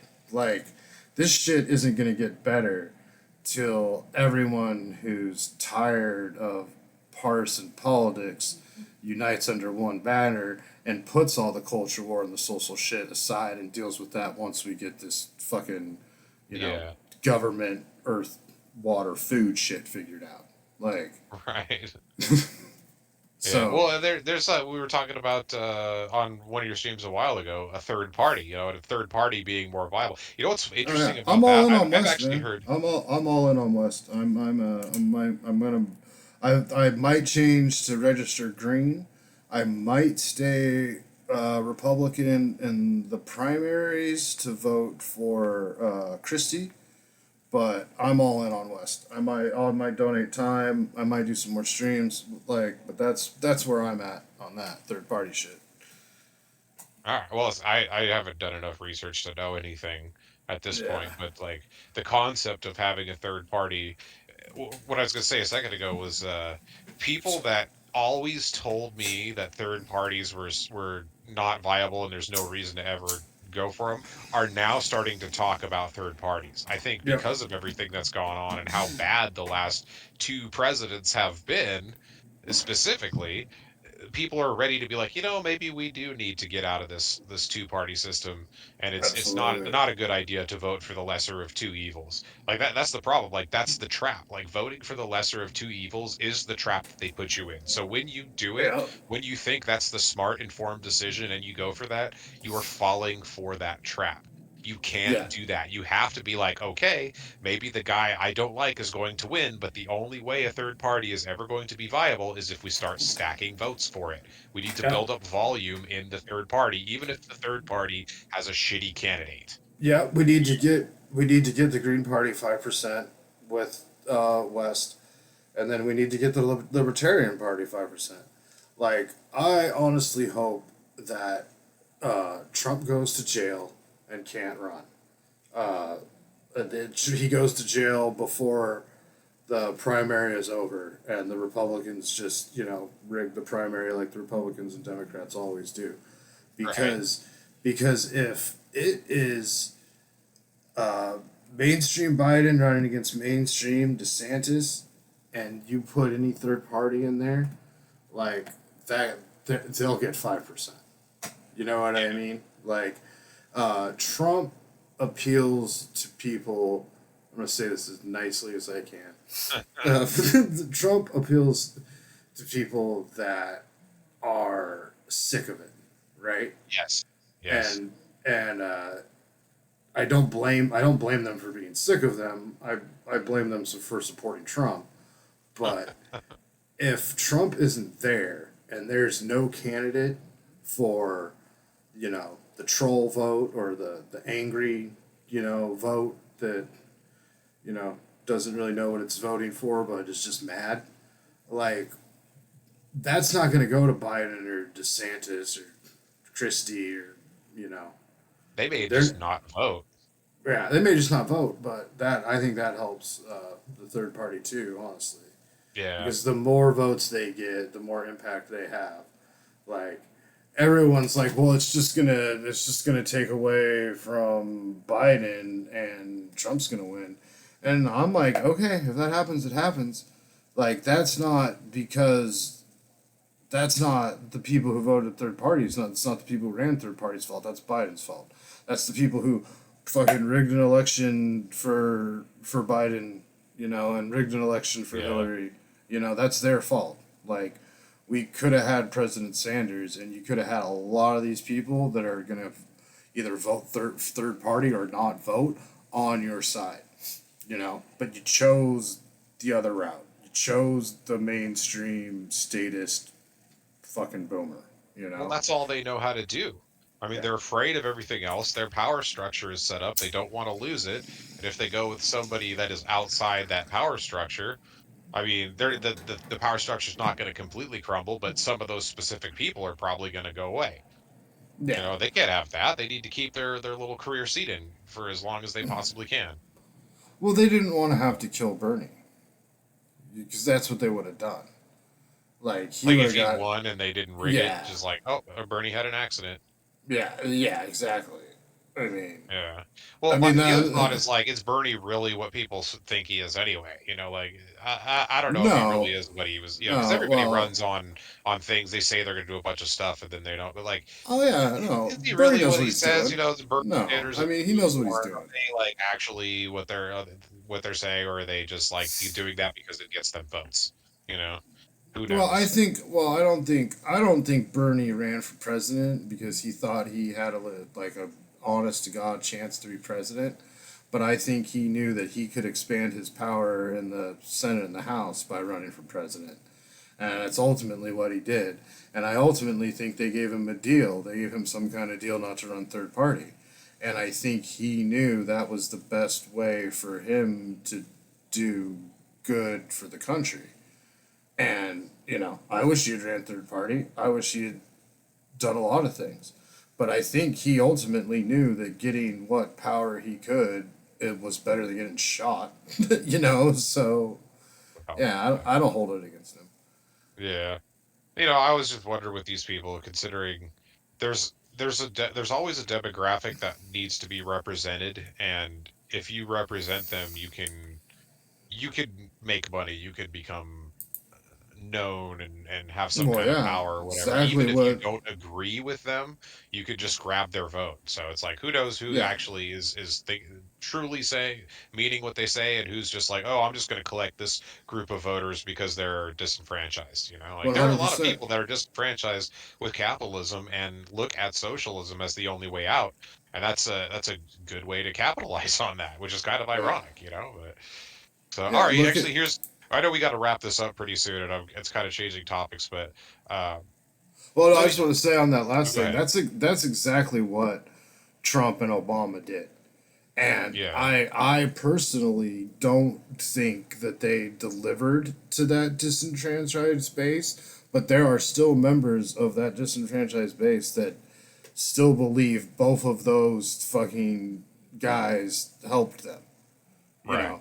And that's kind of the problem. It's like, I mean, especially with Trump, it's like how bad can you fuck up and still have people thinking you're the fucking messiah? Yeah. Well, if you get pissed off enough, you're not paying attention to anything but the current battle that you're fighting. So, like, if you're angry and you're fighting with somebody else from a different side, and a bunch of stuff happens 4 years later, you're not going to realize that like the person that you were voting for or whatever actually helped you. You're going to realize that like I've been arguing with these people and I'm right. You Yeah, know, it's like that's all you're going to say. And you're going to hear like Biden comes out and he's like, "Oh yeah, you know, look at what we did with this agenda, this thing that hasn't even been implemented yet. I'm just going to say that we've done all this stuff." And then people that really support him or don't look at everything else are like, "Yeah, see, what did Biden do? Well, he did that and he did yeah. that, and I know that because he said so in his speech." It's like you don't Right. even know if that stuff even happened, but because you're fighting with people, you listen to that content, you just suck it in, you don't process it, and then you spit it out when you're having an argument with somebody. When a Yeah. Trumpster comes out, you're just like, oh yeah, well Biden did that, and Trump did that. That's all it Yeah. is. It's like I've had conversations with people in my own family that they said something that they regurgitated from CNN because this would have been Yeah. mostly on the left. And I was like, oh well, there's this, and this actually. Like that was more of a hit piece and everything. Well, like look at this is Right. what actually happened. And a Right. lot of this has to do with like Joe Rogan COVID stuff didn't. and Joe vaccines, Rogan blah blah didn't blah. hear that. Yeah. Yeah, well, it's like Sorry. they Yeah. this one guy is what was it? I was talking about somebody. They're like, oh, he thinks vaccine causes autism and blah blah blah. And I was like, that dude and his family are all vaccinated. Like I know they Yeah. might be even if they're that was the whole thing. It's like anybody that was Right. critical of those things was like that was the story that was Yes. going around on the left. Is like Yes. they are an absolute Like. denier, and it's like, and then I'm like, no, look, Yeah. they're and then I talked to them like 2 3 months later, and they said the same thing. Like the conversation hadn't even happened. And I was like, dude, Yes. just go look Oh it up. God. Oh Literally, go dude. look it up. And then they looked up like, oh, okay. Oh my God. That's It's like so. we had That this makes conversation, me. you know? I love the fact that you've had the same experience. It makes me feel so much saner. Yeah. Like it No, it does makes me. because you get in those worlds and you forget when you hear somebody on the news, when you're like say when you're not somebody like us, when you're somebody that grew up trusting the news and Right. we're lived in an Right. environment where that Way to stuff has save that. some kind Way to of say merit. that. Yeah. Then Yeah. you're like, oh, that person said it. And when somebody says something to you in real life that contradicted that, it's like, no, those are multi-billion-dollar organizations with people doing research on levels you couldn't even comprehend. Like, what do Yeah. you know that you're just some guy? It's like, well, yeah, that's true. I am some guy, but they have a narrative. They have a multi-billion-dollar organization to push a narrative, not Yeah. to do research. Because it Oh, I makes get. more pushing a narrative makes more money than doing a bunch of research and actual journalism. Hands down. Yeah. Yeah. I get from my girlfriend and one of my best friends all the time these two like flip trans arguments.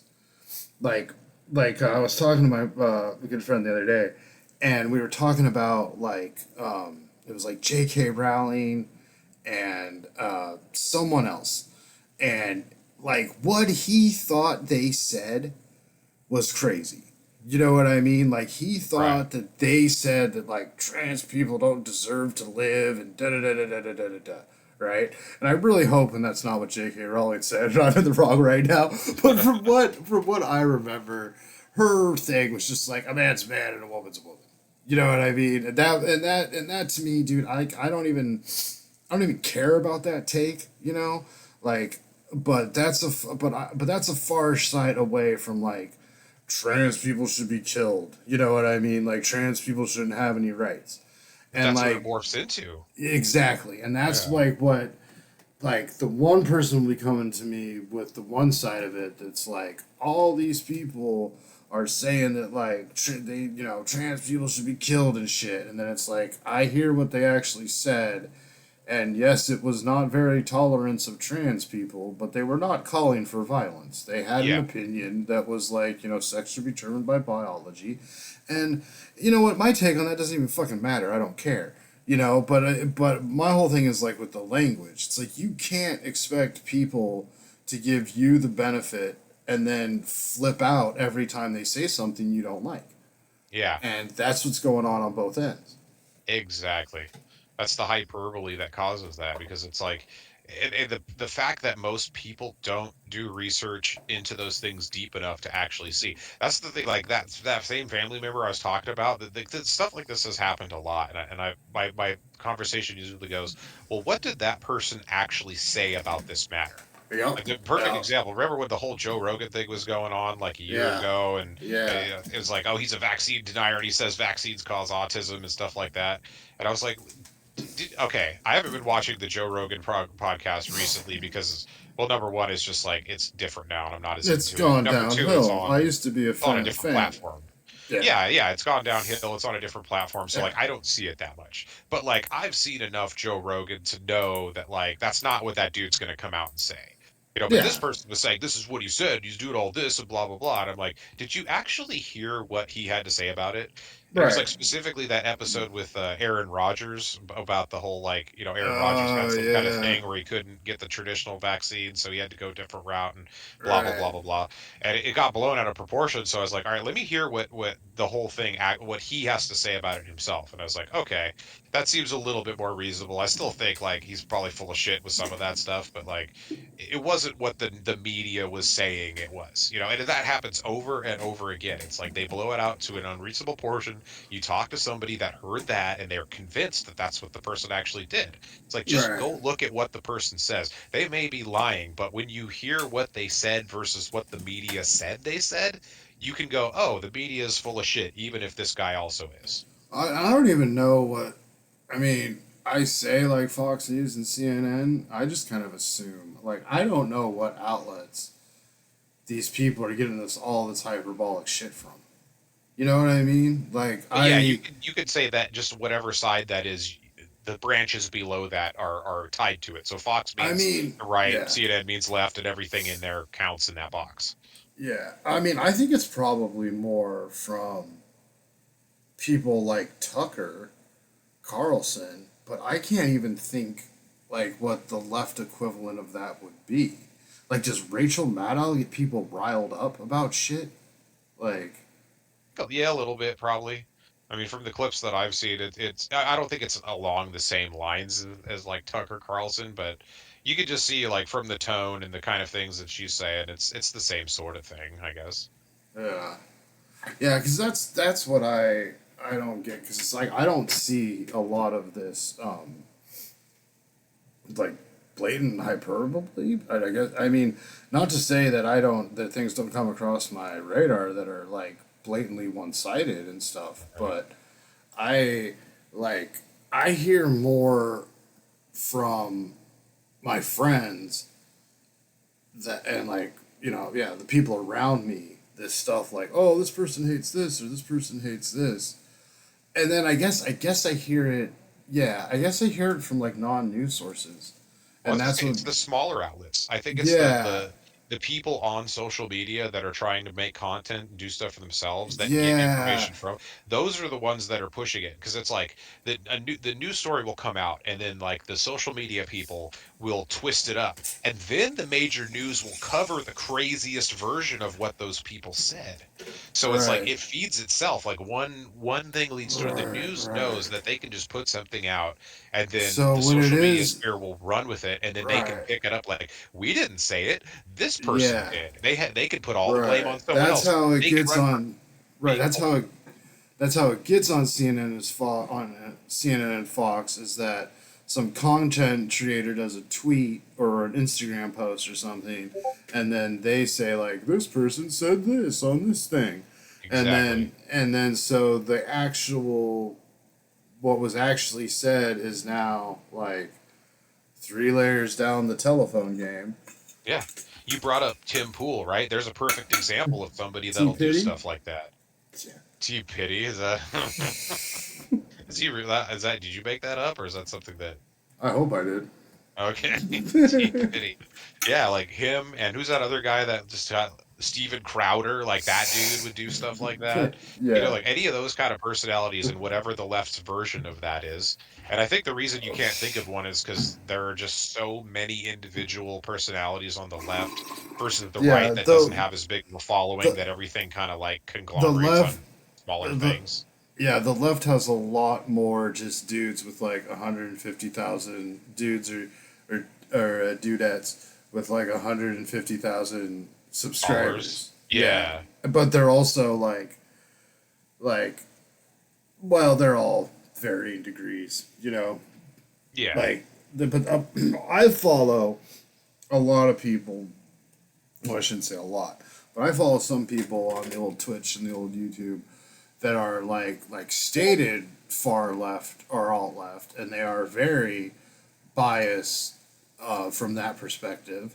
But I think they make good content, and I think ultimately they're good people, and so I follow them and I get their input on political and social topics. Now I follow some leaning people as well, actually quite a few, and I try to stay balanced, but I don't follow any political or like archaeology or the other. It's just I have right people. Like the right people I follow are like podcasts or the Urban Rescue Ranch or stuff like that. Like it's fun stuff, and they're right leaning people, and they might even say some stuff about Jesus once in a while, and I just let it go. But like I don't see that same reasonable right wing news source. Like that Yeah. I want to take in. You know. Right. I don't see that's Um, the thing. I don't think that gets the voice because like the fringes are what gets loud. That's why there's this argument over the trans thing is because like the fringes of the left are obsessed with that identity politics, and the fringes of the right are obsessed with arguing with them about it. but don't And you it's think it's but the the other way middle. around? Don't you think it's the other way around? Don't you think the right's more obsessed with it now, and the left just won't let it go because they don't think they Well, should it's either have to it could because be they think they have chicken the or high egg ground? thing. Yeah, but that's what I see the left right now as like Obi-Wan being like, no, I have the high ground, Anakin. I'm right about this. And the right being like, no, I get to have things my way. Like that's kind of how I see this. Oh, that could If it's we're kind of the talking same about the thing, I culture guess. war, yeah, but we're Yeah. talking about the culture war.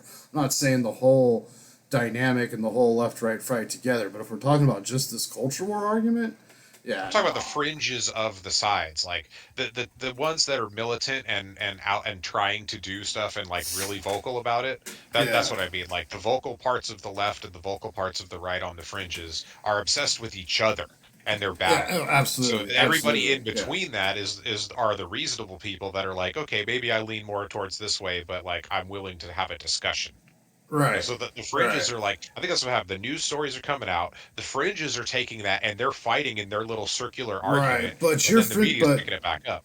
okay, but to me, like the fringes are like QAnon and Antifa, right? And then like the what is actually constitutes like the Republican and Democratic Party, that's like the corporate aspect. You know what I mean? Right. So it's like the center and the real power structure of both parties is that corporate element. And then these fringes, that's just like the hyperbolic culture war, social positioning that, the corporate element uses to like distract from how they're fucking us in the butt all the time. Yeah. Well, there is that. There's also the aspect that like this is, I guess, more of like a philosophical thing. When you have some kind of a push in one direction, there's going to be pushback. So even if like you say one has the high ground and one won't let it go, like the people that won't let it go are going to push harder, which means the people with the high ground are going to have to push back just as hard to avoid it. So like there Right. are fringes that are like almost equally balanced on the far sides because of that, like taking things farther and farther in their own direction in order to like continue their victory or whatever, or to win. Right, like So the I don't whole know like the more whole Antifa model even where after. it's like destroy fascism by any means necessary, even if it means conducting violence and becoming a fascist. Yeah, exactly. Yeah, all right. And that's like the whole. It's the minority of people that actually do stuff like that. Because that was the whole thing. Like Oh, Antifa was what absolutely. it was like. That was what the conservative side was running with for a long time before it became this whole like trans thing. It was like all Yeah, about. It was all about Antifa. Like Antifa's out to go smash your windows and kill you and stuff like that. And it's like I anytime anything happened anywhere, they're like, "See, it's BLM and Antifa, right?" And it's like that yeah. was their boogeyman for the long. And we're like, were there people out there doing stuff like that? Yeah, but it was such a tiny amount of people compared to who else was out there that like it wasn't the big giant thing that they were trying to make it out to be. Yeah, I did stuff with Occupy and stuff, and I met people that were like Antifa isn't like a group; it's like a ideology. Yeah. It's like Well, they wanted to make you think it was this one organized specific group. right, right. So that like terrorism, like having a war on terrorism. Um, Yeah, and that's what it was. They realized that the whole war on terror was becoming so unpopular, and that was, I yeah, mean, even though that they were unified initially in the pursuit of that, like it became more of a thing on the right than on the left after a while. They're like, okay, this after isn't popular Obama, anymore. Yeah, then we needed something after else, and then what Obama happened? killed him.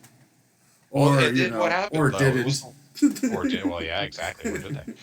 But then what happened next? It was the Wall Street thing, right? And then after Wall Street, Mhm. everything kind of went nuts. Like once you fucked with the money, once you went from fucking with like random people that are so far away that you don't have to see the terror that you're causing them, Yeah. to being like the actual financial system that runs everything, that's when shit got real. And it was like, all right, we need to step this shit up. And suddenly, it's all about this other stuff, and it's not about that anymore.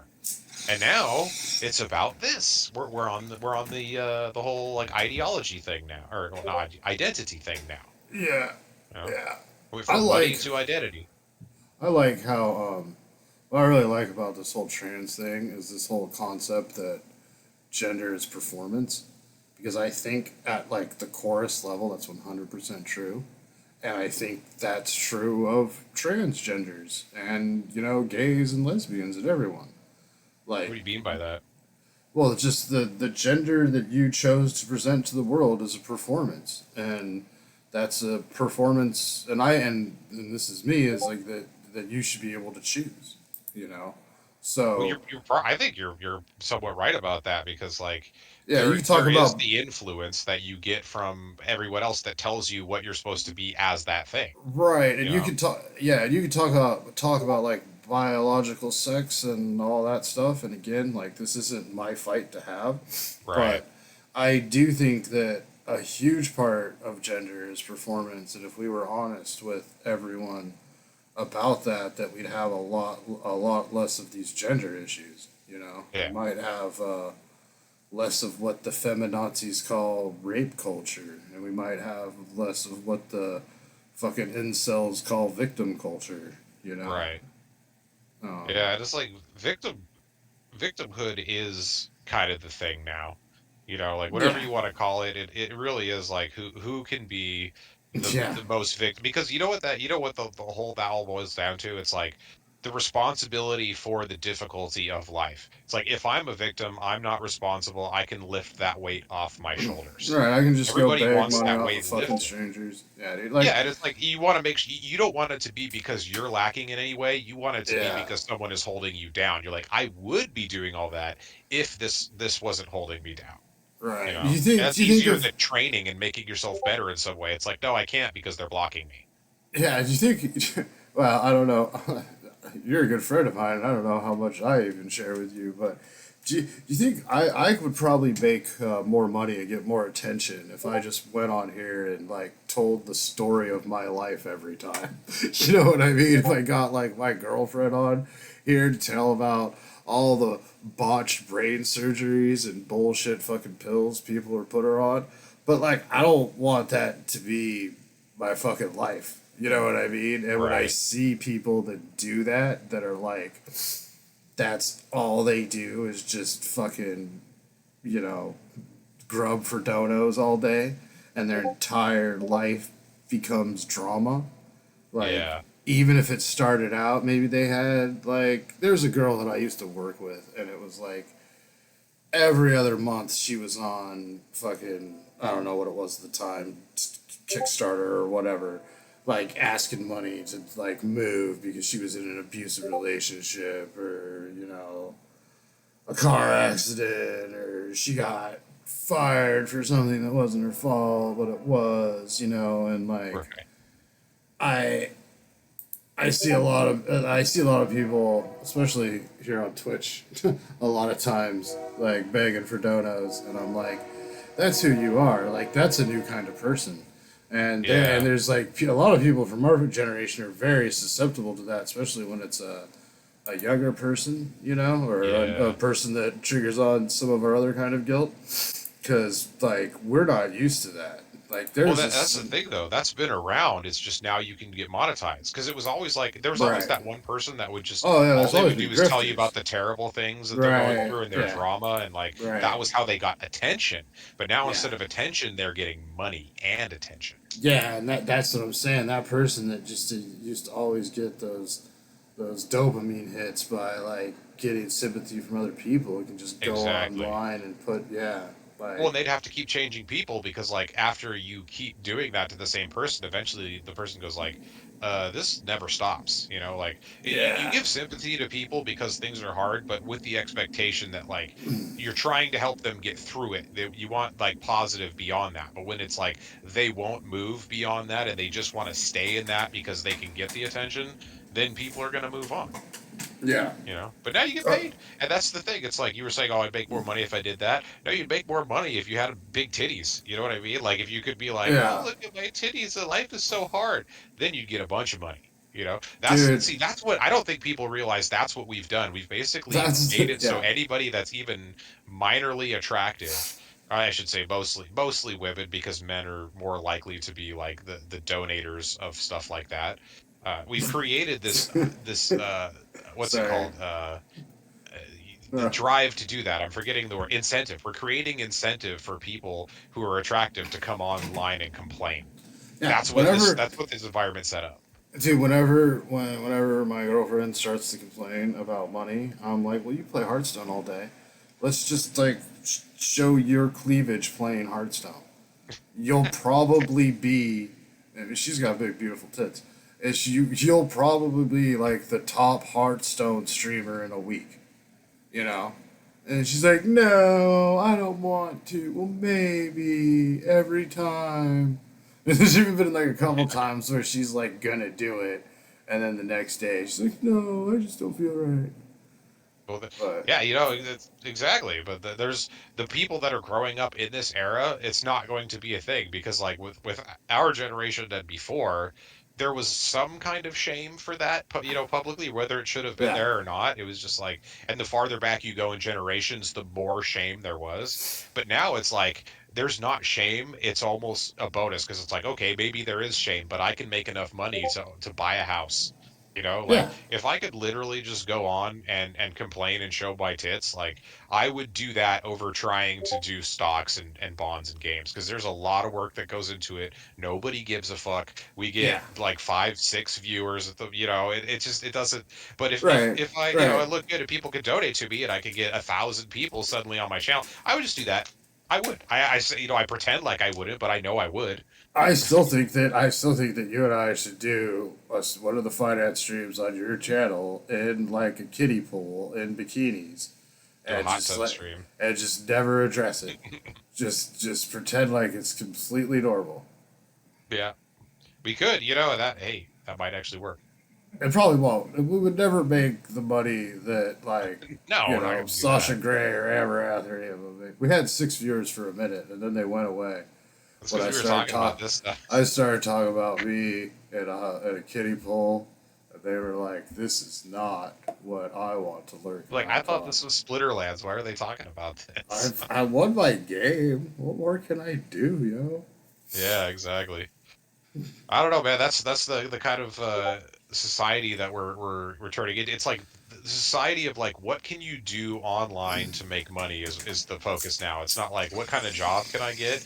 It's what's the least I can do and get paid the most. Which I I guess know. people have been thinking about forever, but now it's a whole different story with the like, internet content thing. I have a couple friends that they were professionals in their early career, and then they got out of the professions they were in, and their coffers are beginning to dwindle. What with the economy and whatnot, Right. and like um, they're starting to be jealous of my online business. You know what I mean? They're starting to be like, man, I just wish I had something that brought in a couple $100 a month so I could fucking stay afloat and feed myself. Yeah. And it's like, yeah, dude, like the job market is only good right now if you don't like value your time and knowledge. That's who the job market's good for right now. Well, It's there's another point that goes back to the capitalism thing. It's like, okay, so not only all the other points that we made earlier, but there's also jobs, right? Jobs are not stable. Jobs can go away. It's like, oh, just pull up and maybe one day you can get a job and blah, blah, blah. Okay, let's say you do that, and then the entire industry you trained for goes away. You're pulling yourself up by your bootstraps, you get your job, you're doing right. well, then it gets swept out from under you. That can happen in an instant, as we saw in 2020 and now. Yeah. You When know, I so were, like there's another reason why we need a different system. I don't know what it Yeah. is. I don't think it's pure socialism, but I think it's like some kind of hybrid of a bunch of different things, oh but no, it's one definitely that not looks pure out for socialism. people. Yeah, Yeah, it has to be because like pure socialism doesn't have enough choice, but capitalism keeps too many people down. So it's like how do you have yeah. the choice and not be kept down? Like that's where you got to find that balance. Well, and I think actually, when you look back on like how this country was founded, and even if you actually look back on like some of the early Marx stuff, like the Communist Manifesto, like how we used to do it is a lot better than it was now. Like some things should be like like minded, like public health and public schooling, and Yeah, like cops and stuff like that. Like those should be things. The post office, these should be things that we offer as services to the people without like trying to make a profit. The right. idea of them is not to make a profit; it's to add value to the community. And then other things can be capitalistic, so we don't get fucked over by the Chinese and the Ruskies. You know what I mean? Like we can still have capitalist enterprises and banks and systems, but with acknowledgement that like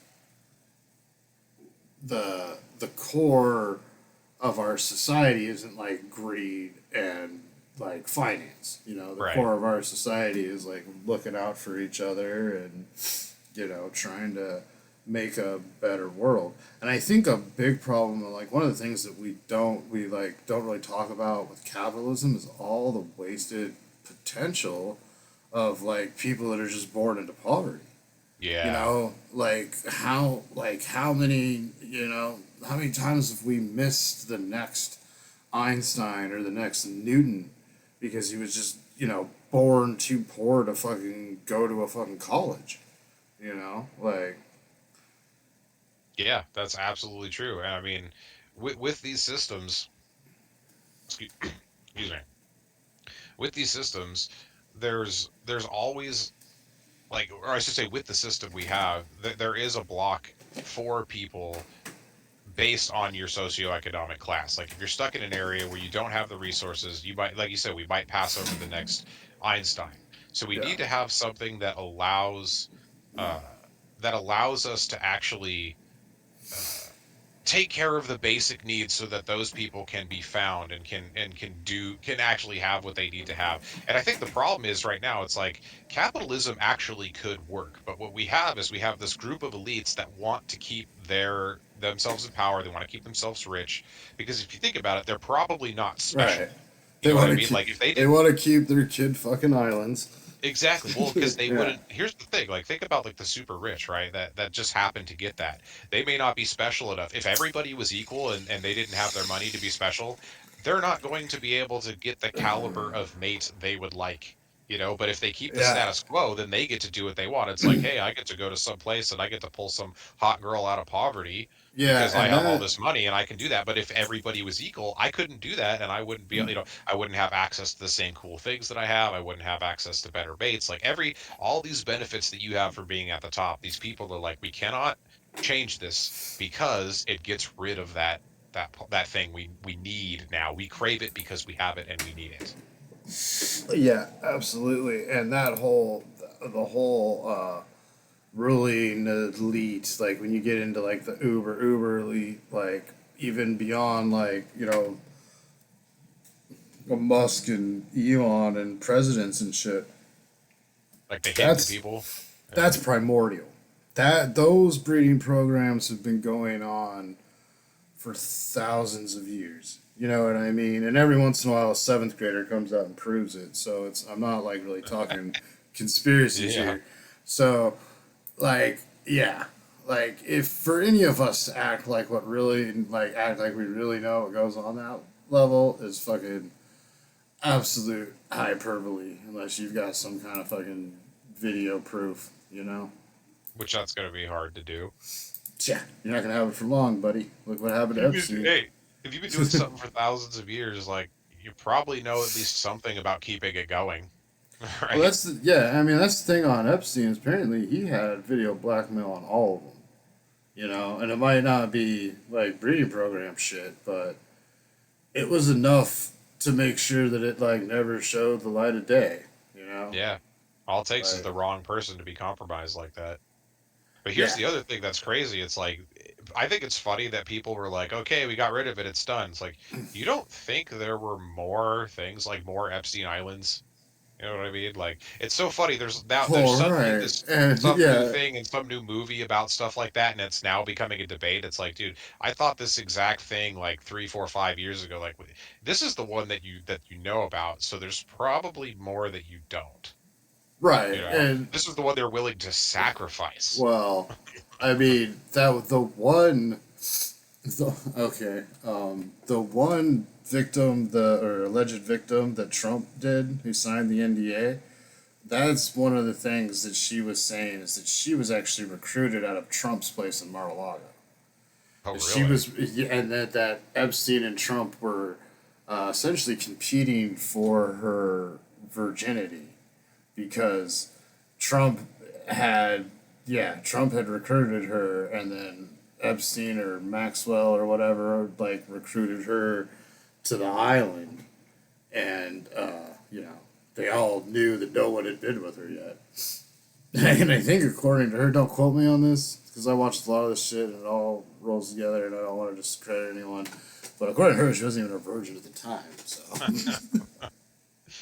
Well, there you go. I mean, that would be, I could see why, like, that would be really expensive because you only get that once, and it's like, so it's like, oh, they're gonna pay top dollar for it. I don't know.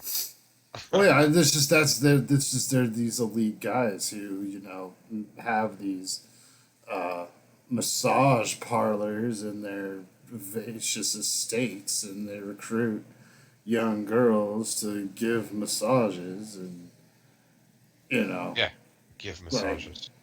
Delicate way yeah, of putting it. right. Well, some girls.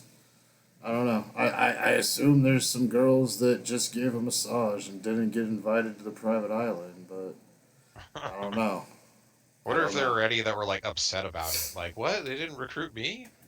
It's like, what was that one, South Park or whatever? That is hilarious because the girl that we're talking about, that's what she said that Trump said after he raped her, was What? that he said that she was crying, and he said that she should be happy to have had sex with someone like him.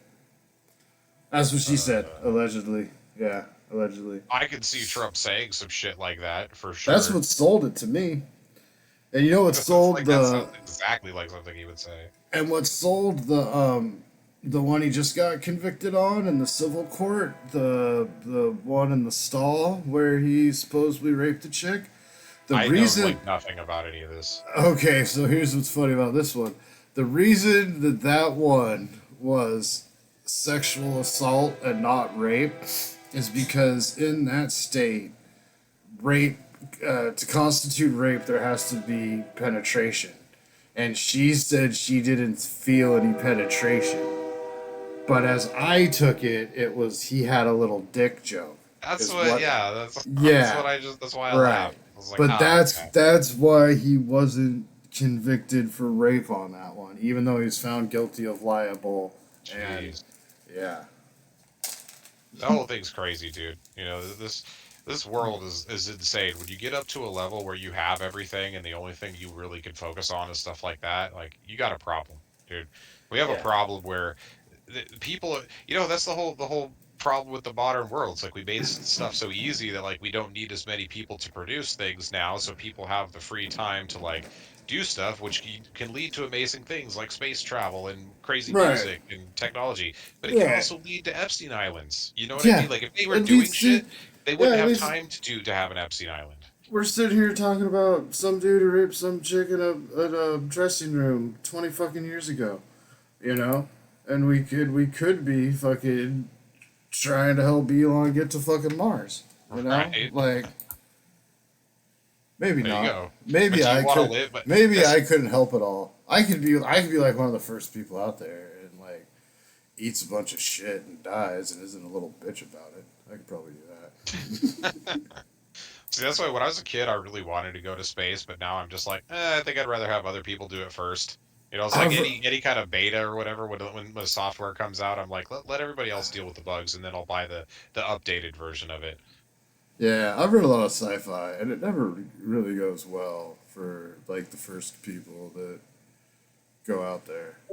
Well, I mean, I would, yeah, you got to think about it. It's like it's going to take a long time to get there. It's going to be difficult to get them out. You know what I mean? The technology's going to be shit. They're going to have all kinds of problems that you can't foresee until you're actually there. You no. know, it's like I don't want to be a part of that. There's a You good know what chance those people are going to die. I want to be like a fucking head in a jar and like wake up flying a spaceship one day. Like, where do I like? How do I get a hold of NASA? I got a cousin that used to work for NASA. Like, I want to volunteer for that program. Call Matt Groening, dude. Yeah, it's so like I go back so and forth. that is hilarious that you bring up Matt Groening because in that same thing I was reading about Epstein Island, Oh no. I think it's the chick that was Prince Harry or Charles or whichever one is the one that's challenged. She said that Matt Groening was the most disgusting person that she had ever met in his life, and he Oh my had like god. really long and gross fucking toenails. Uh, Isn't that dang, crazy dude. though? That you just randomly said that guy, and that was part of something that was already in my brain because I was talking about it. That is crazy. Yeah. I wouldn't have expected. It's like, oh, the Simpsons dude was Yeah. powerful enough to get there. Yeah. See, that's Right. what I'm like. I'm more surprised by the fact that person was able to get there more The so Groening than even other nah part. man. I mean he made you mean The Simpsons he's made a lot of money, dude. Yeah. I It's like, all right, what is the level apparently at so which you much can money get there? yeah, apparently he's so high he doesn't even have to dress up for it, so that's pretty fucking big. Yeah, yeah. That's well, seriously though. What's the level to where you become like that dude? You know what I mean? Like, what level of money and power do you have to be like in that little club? There were like hella C-list celebrities on the flight records. Really? The one that had like Seth Rogen and Jonah Hill. If any of them are a hoax, that one is though. So I'm not gonna say them. So I'll lose all my credibility from all the things I've been talking about tonight. But Well, I yeah, mean, there were there were guys that you would think, and there were guys that you wouldn't think, and then there were like a lot of like female stars where you're like, I would love to know what the fuck she was doing there. You know what I mean? Like, and yeah. that's a lot of the things with the Hillary thing, because like Hillary was there, like not as much as Bill, but enough. You know? Well, they probably had something for everybody. Yeah. Well, Yeah. and then Bill Gates's wife calling out, like she had that card ready. You know, Oh like yeah. as soon as he was like, "You're not gonna get the whole charity," she was like, "Yeah, well, do you want everyone to find out about all the little girls you fucked on Pedo Island?" And he was like, "Okay, okay, you can have the charity. It's all yours. You did it." There you go. Yeah. There you go. Yeah. She knew about it, but it was like only was a problem when she wanted something. Right. Yeah, Yeah. that was so Well, and that's the dirty. thing. Like, But I'd if done the the whole same thing point in of her shoes. I mean, yeah, I think most people would. But like, if the Especially. goal of the island wasn't so much for that to happen, but more to get people in compromising evidence against people, then they would definitely have something for everybody, because Yeah. that's the point. It's like we gotta get whatever you like, we got you. Oh, we got a tape of it. You know, it's just got to Yeah. be weird enough to where it can be blackmail material. Ryan, I bet you there were a lot of dudes who went there and were smart and were like, nah, bitch, you're 14. I'm going to go back to the bar and talk to one of the 24-year-olds. You know what I mean? Yeah. Like, I don't know why I called the sexual assault victim a bitch in that scenario, but you know what I'm You mean saying. colloquially, not actually. Right, right. Like they were saying that because they're misogynistic. Right. Exactly. Yeah, there probably were. I mean, the smart ones like, "Hey, I didn't know this was what this was." And then there were the Yeah, people that were literally there because of investments and stuff like that. But you know what I think probably happened is a lot of those people that went there for the investments were like, came "Wait, you're back. doing that too? Count Yeah, me in." yeah, came back. Yeah. It's like I'm a rich board person. Count me in. Well, yeah, I Just do mean something else, man. that's the whole part of the honey trap. I mean that's the whole gig, is that you present yourself as this financial advisor and this guy that moves money around, because before the '90s the whole pedophilia shit wasn't known. So then and it was all well established before that. So that's what it is you got the guys in there, you got these powerful people in there trying to get money for this and that, and then he gets them in compromising positions, and there's a fucking video, you know? Yep. That's why it And had to you be can dealt get with. whatever you want after that. Hmm. And you know what? I'll bet the people that run that stuff justify it like, oh, well, if they're bad enough to do that, then they deserve, so what we're doing Oh, is good. absolutely. We're Absolutely, that's how getting they the, justify it. Yeah, I like, people mean, wonder how do these, like, oh, is it a bunch of evil people? It's like, no, everybody has their justification. Nobody's like, ha ha ha, I am the evil one. It's like, well, no, they think right. they're doing the right thing, just doing bad stuff to get the right thing. And that's why the state's case was laser focused on Epstein. Like, Because it they had didn't, well, it didn't have to be, but they didn't Well, I want to mean, to open. keep things the way it is, it had to Right, be. to maintain the status quo, right. Yeah. Did you know that the guards that were supposed to be guarding Epstein the night that he killed himself said that because they took them to trial. Uh, I forget what the actual accusation was, but they basically said that, like, if we get the book thrown at us, or if you guys try to throw the book at us, the whole system is going to go on trial. And then they got like a year of community service or something. Oh yeah. Yeah, like Uh, I'm probably brutalizing that, but that is the gist of it. Is that the guards basically said, if you come hard after us, we're gonna fucking like spill the fucking beans. And they did not come hard after them after that. well, see, I heard something like they were distracted in some way, so that there was some kind of deniability there. Like somebody Yeah, else that's did something that. to make them busy somewhere else, so that they wouldn't be in the air, so that they could, like, I don't know, I was told I was supposed to go here. I don't Yeah, remember what the thing was though. yeah. No, you're right. That sounds right. Is that ultimately they weren't found to be responsible, and it's nobody's fault. You know what I mean? Like, Right. because It's that's like, the oh thing. man, the It's like, cameras just went out, the guards just went away, everything right, happened right at that right. time. Like, it's just Even too if you convenient, man. believe that he killed himself, then that's still a huge conspiracy as into how he was allowed to kill himself. You Yeah. know? So even if it's just like, okay, he killed himself, that's not end of story. That's like, okay, well then we have to hold many of these people responsible for being bad fucking, you know, guards and prison owners and proprietors and all of these fucking things. But Yeah. that's not happening either. Nope. It all just kind of goes away.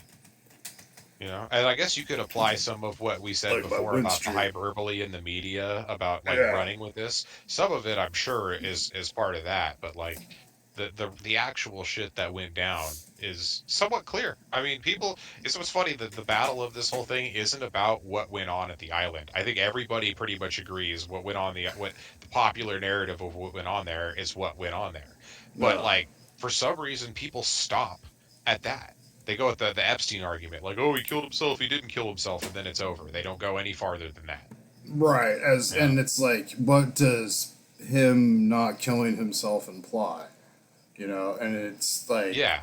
yeah, and it's kind of like the Epstein thing is like this generation's Kennedy assassination, because it's all in plain sight, Yeah. and it's obviously some kind of cover up, and we all believe it to some degree, you know. Right. So yeah, But it's almost like you could almost argue that it's bigger because, like, the Kennedy assassination, even though there's worldwide percussions, it was like a United States matter, whereas this involves everybody, that's true. like, But I mean, equally. the assassination of the fucking president, the president in broad fucking daylight, like, Yeah. it's pretty No, big. I'm not saying that's not a massive thing and it doesn't have implications on the world.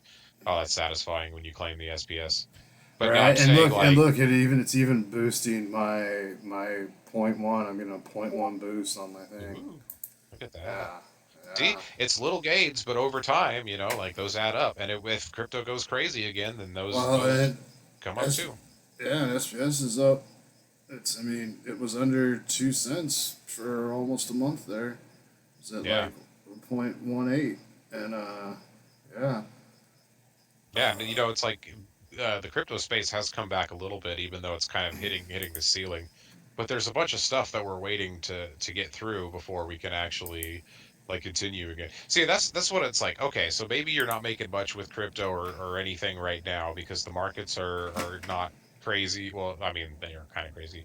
They're not as high as they were, and crypto is still like half of what it was before. But if you just keep doing this for years on end and you're getting extra income, even if it's a little bit, that adds up over time. yeah, And then and if you make it to the next bull run, I mean, and you're already established and you have even more by then, that's even yeah, better. and if you like take the like take the good stuff when it's there. It's like if I sold there's vouchers that are worth 4 cents now that I sold for like $20 at one point.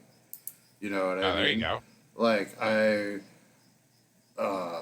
I flip cards. Although I didn't have a tutorial video on YouTube on how I flip cards, although it was cut off there at the end. But all the meat's there. It's like you could still make good moves in a bad market, and that's what that's something you taught me, like with the stock market and stuff. So it's like, um, I don't know. It's not to me. I hear like the story about the guy you're talking about. He said he put 10K in the game, and he only has about 5K of assets left, and I could certainly see like how that could happen, but unless that 10K was like just money to fucking burn for you, and if it was, I have a hard time feeling sorry for you. Sorry, it's just my Yeah. standing in life. um like, you could have done it better, you know what I mean? Like, you could have talked to a myriad of people who could have helped you invest that money in the game longer. Like, you could have, if you had come and asked me on my channel, I could have shown you some difference, but some different ways to go about it. But even beyond that, like, I think, like, one of the big community guys, Dwayne Cunningham, they just did a big thing with their community right before this SBS staking. Is they sold a lot of cards to load up on SBS while they thought it was at their bottom, and it's worked out for them so far. I would have to say I didn't really like the move because I thought it was putting more pressure on an already pretty shitty card market, and it wasn't really like the best move for one of like the largest groups of actual human players to make at that time. But I mean, right now it looks like it worked out for him. If you had followed that community and your SBS is going up right now, like, and the cards really aren't, I think you'd be happy. Well, and, that comment, r- r- the last part of that comment where he says, "Yet another failed game," blah blah blah. That tells me Yeah. that that dude has played other games and had not so good results, which also tells me Yeah. that that's the way the guy operates, or I'm saying that's the way the person operates. They Right. go into these things, they just throw the stuff down. They're not looking at the big picture, and then when it doesn't work, they just move Right. to another one and do it again instead of staying with that Right. one and continuing to learn about it.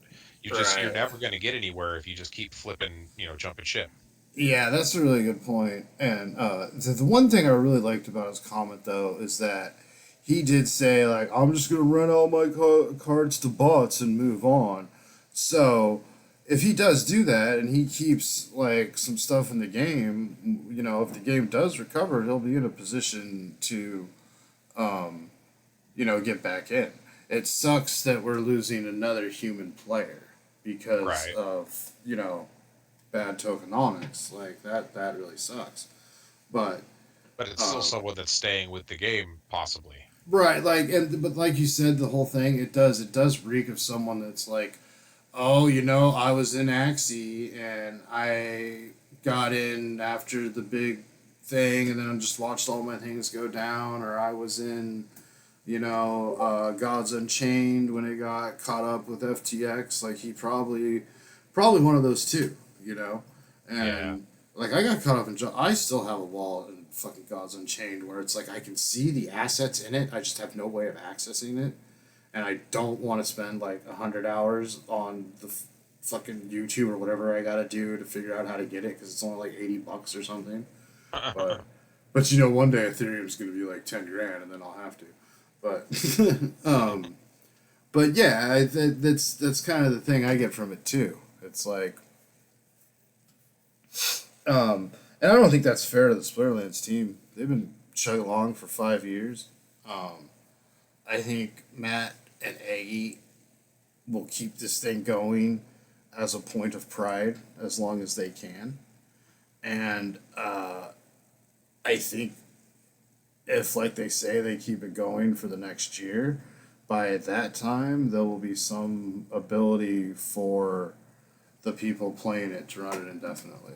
And like I like the game enough, dude. If everything went to zero, but then there were still fucking nodes and shit to buy, like fuck it, I'd just do it. I'd run it myself. Yeah. Like. And Yeah. I It's think, like and I think, if Bitcoin went to zero, I'd buy a bunch of it. right. That's what Bitcoin will never go to zero. You Yeah. know what I mean? Like that's why Charizard will never go to zero. You know, like how much? What would you pay for a holographic Charizard, Uncle Jesse? $5? Uh, You know? let's go with that. Yeah, that's what I'm saying. Like I don't want one, but if someone was like, "Here's a authentic PSA holographic Charizard, I'll give it to you for $5," I'd be like, "Oh well, enough people have wanted this that I kind of want it." Hey, you know what? And if Pokemon goes away in the future, it would just be a collectible of its own. Right. It would be an Like antique, well, like a 52 Mickey Mantle. It's not like that's the baseball they play now. They fucking start a guy on second base in extra innings for fuck's sake. You know what I mean? Like, But there's no more. So yeah. Yeah. all right, So man. yeah, it's been a nice long talk, and we should definitely do this more often. I never got a Yeah, message from Skippy, so maybe next time we can get one with Skippy Lala or something. that'd be cool. Just get Uh, the three-way thing going. Get some new blood in here. We got to get them yeah, watching our streams too. yeah, absolutely, absolutely. And then, yeah, we can do like watch parties and stuff. Um, I kind of want to watch the new Willow on stream before they take it off HBO Max. Hmm. So that might be something we could do. Dude, I And wanted to do some kind of watch parties. I need to figure out what like what you have to do for all that because there's like certain rules you got to follow if you're playing copyrighted content. as far as I know, well, I mean, we can just do it on my channel because it doesn't hurt me because I'm not an affiliate yet. But you just Um, probably can't repost it on you just like you watch it and then you're done, I'm assuming, right? uh, it's different strokes for different folks, but my understanding, as long as there's like at least one head bubble in there, it's fucking fine. Okay. You know what I mean? They might not let you re-air it, or they might block certain copyrighted things. But as far as us streaming it, as long as there's one head bubble in, it's a reactory video. You know. Okay. So Yeah, there's yeah, definitely some stuff I'd like to do with that. yeah, yeah. Me too. I mean, that would be, and that would also be a thing that we could totally take advantage of, where it's like, oh, I have Prime and you have Max. Let's watch Doom Patrol on your shit and watch fucking The Lord of the Rings on mine. You know, like There you go. then we'll react. There you We'll go. react to it. We'll put the head bow up there. No big deal. But Dude, I wanted to watch the crazy financial content that I'm always talking about. See, that would be an interesting watch party. what So, what crazy financial content? like the people that are claiming the world's ending and you have to buy gold and stuff, and be like, all right, let's watch. Uh, Like, there's a popular video yeah, I'm gonna make a video on that's circulating right now with this dude that was yeah. talking like all about how everything's gonna go terrible. And you know what I did? I didn't know who this guy was. I was like, I'm gonna look and see if this guy has a book out. And what do you know? He's like a general something or other. He's got a book out about how everything's going to shit. Anytime somebody has a book out and if they're spilling a narrative like that and they have a book, instantly distrust them. 100%. Just nope, out the door. Like if you're selling a book, your motive is the book, and that's why when I see any political issue and the person has a book, I'm just like, nah, just discount it right away. Yeah. Not everybody that has a book needs to be discounted, but it's better. Like 99% of them do. You know. Well, yeah, So because like for a lot of people, like that book is now your chance. It's like your income for the next whatever, you know. yeah, So it's like if you can't get there out there and get like people to buy right away, then you're done. Because it's yeah. not like your publisher is gonna just keep giving you chance after chance after chance. No, exactly. And you know what? You get your chance to make that circuit, and then people get tired of you after that. So Yeah. All right. yeah, that'd be cool to do some Oh, stuff like that. I Oh, got look a at this. I got a Tarsa. That's better than Not bad. average. Not bad. Yeah, You let me know whenever you get time to play, and I can delegate you some more stuff. okay? Um, I sit on a lot of cards, rent a lot of stuff out, so That's the way to meh, go, man. those weren't that good of packs. All right, man. Well, yeah, it's getting late. Thanks for fucking coming out. I had a good time. We should Well, definitely thanks for do having this me. I more. appreciate it. Yeah, we had some people lurking about, and no one talked in the chat, but that's all right. That's okay. We got some stuff going, so that was good. And I think it's good to do these every so often because we kind of update on our last talks. Yeah, Like, like yeah. I want, I'd like to do one of these on my stream too, and we can, update from there. So, Yeah, I think it's a good thing, and if we start doing it more often, it will be less like of a hassle. You know what I mean? So it's less something that we gotta like set up. yeah, Like because I'm at a point now where as long as I have the space and stuff, it's fine. I just do it how I'm doing it. I don't have the most up to date setup, but it works fine for me. yeah, works out. That's all you need. Word, word. Well, cool, man. It's good seeing you. Or well, I Yeah, didn't see you, but it's good talking to you. yeah, You gotta exactly. see And real my quick pretty before we face. go, yeah, exactly. Real quick before you go, if you don't mind, I'm going to be doing a stream on Friday night. I All do right. every Friday nights at 9. Actually, it's 9:30. I do not, as I'm like not. I'm always late if it's 9. So Friday Yeah. nights 9:30. I'm going to be doing a stream, and then on the 26th, I am doing a Fed stream. Would be Wednesday morning at 11. All right. Well, I'll braid into you 90. I'll braid into you Friday night if I can remember. Nice. I appreciate that. I'll try to get some of the Splinterlands guys over into the finance world. That would be cool. That'd be cool. Playing some games, talking about stuff. Oh. Yeah. All right, man. Cool. Well, it's good talking to you. See you soon. You too. Thank you. No problem.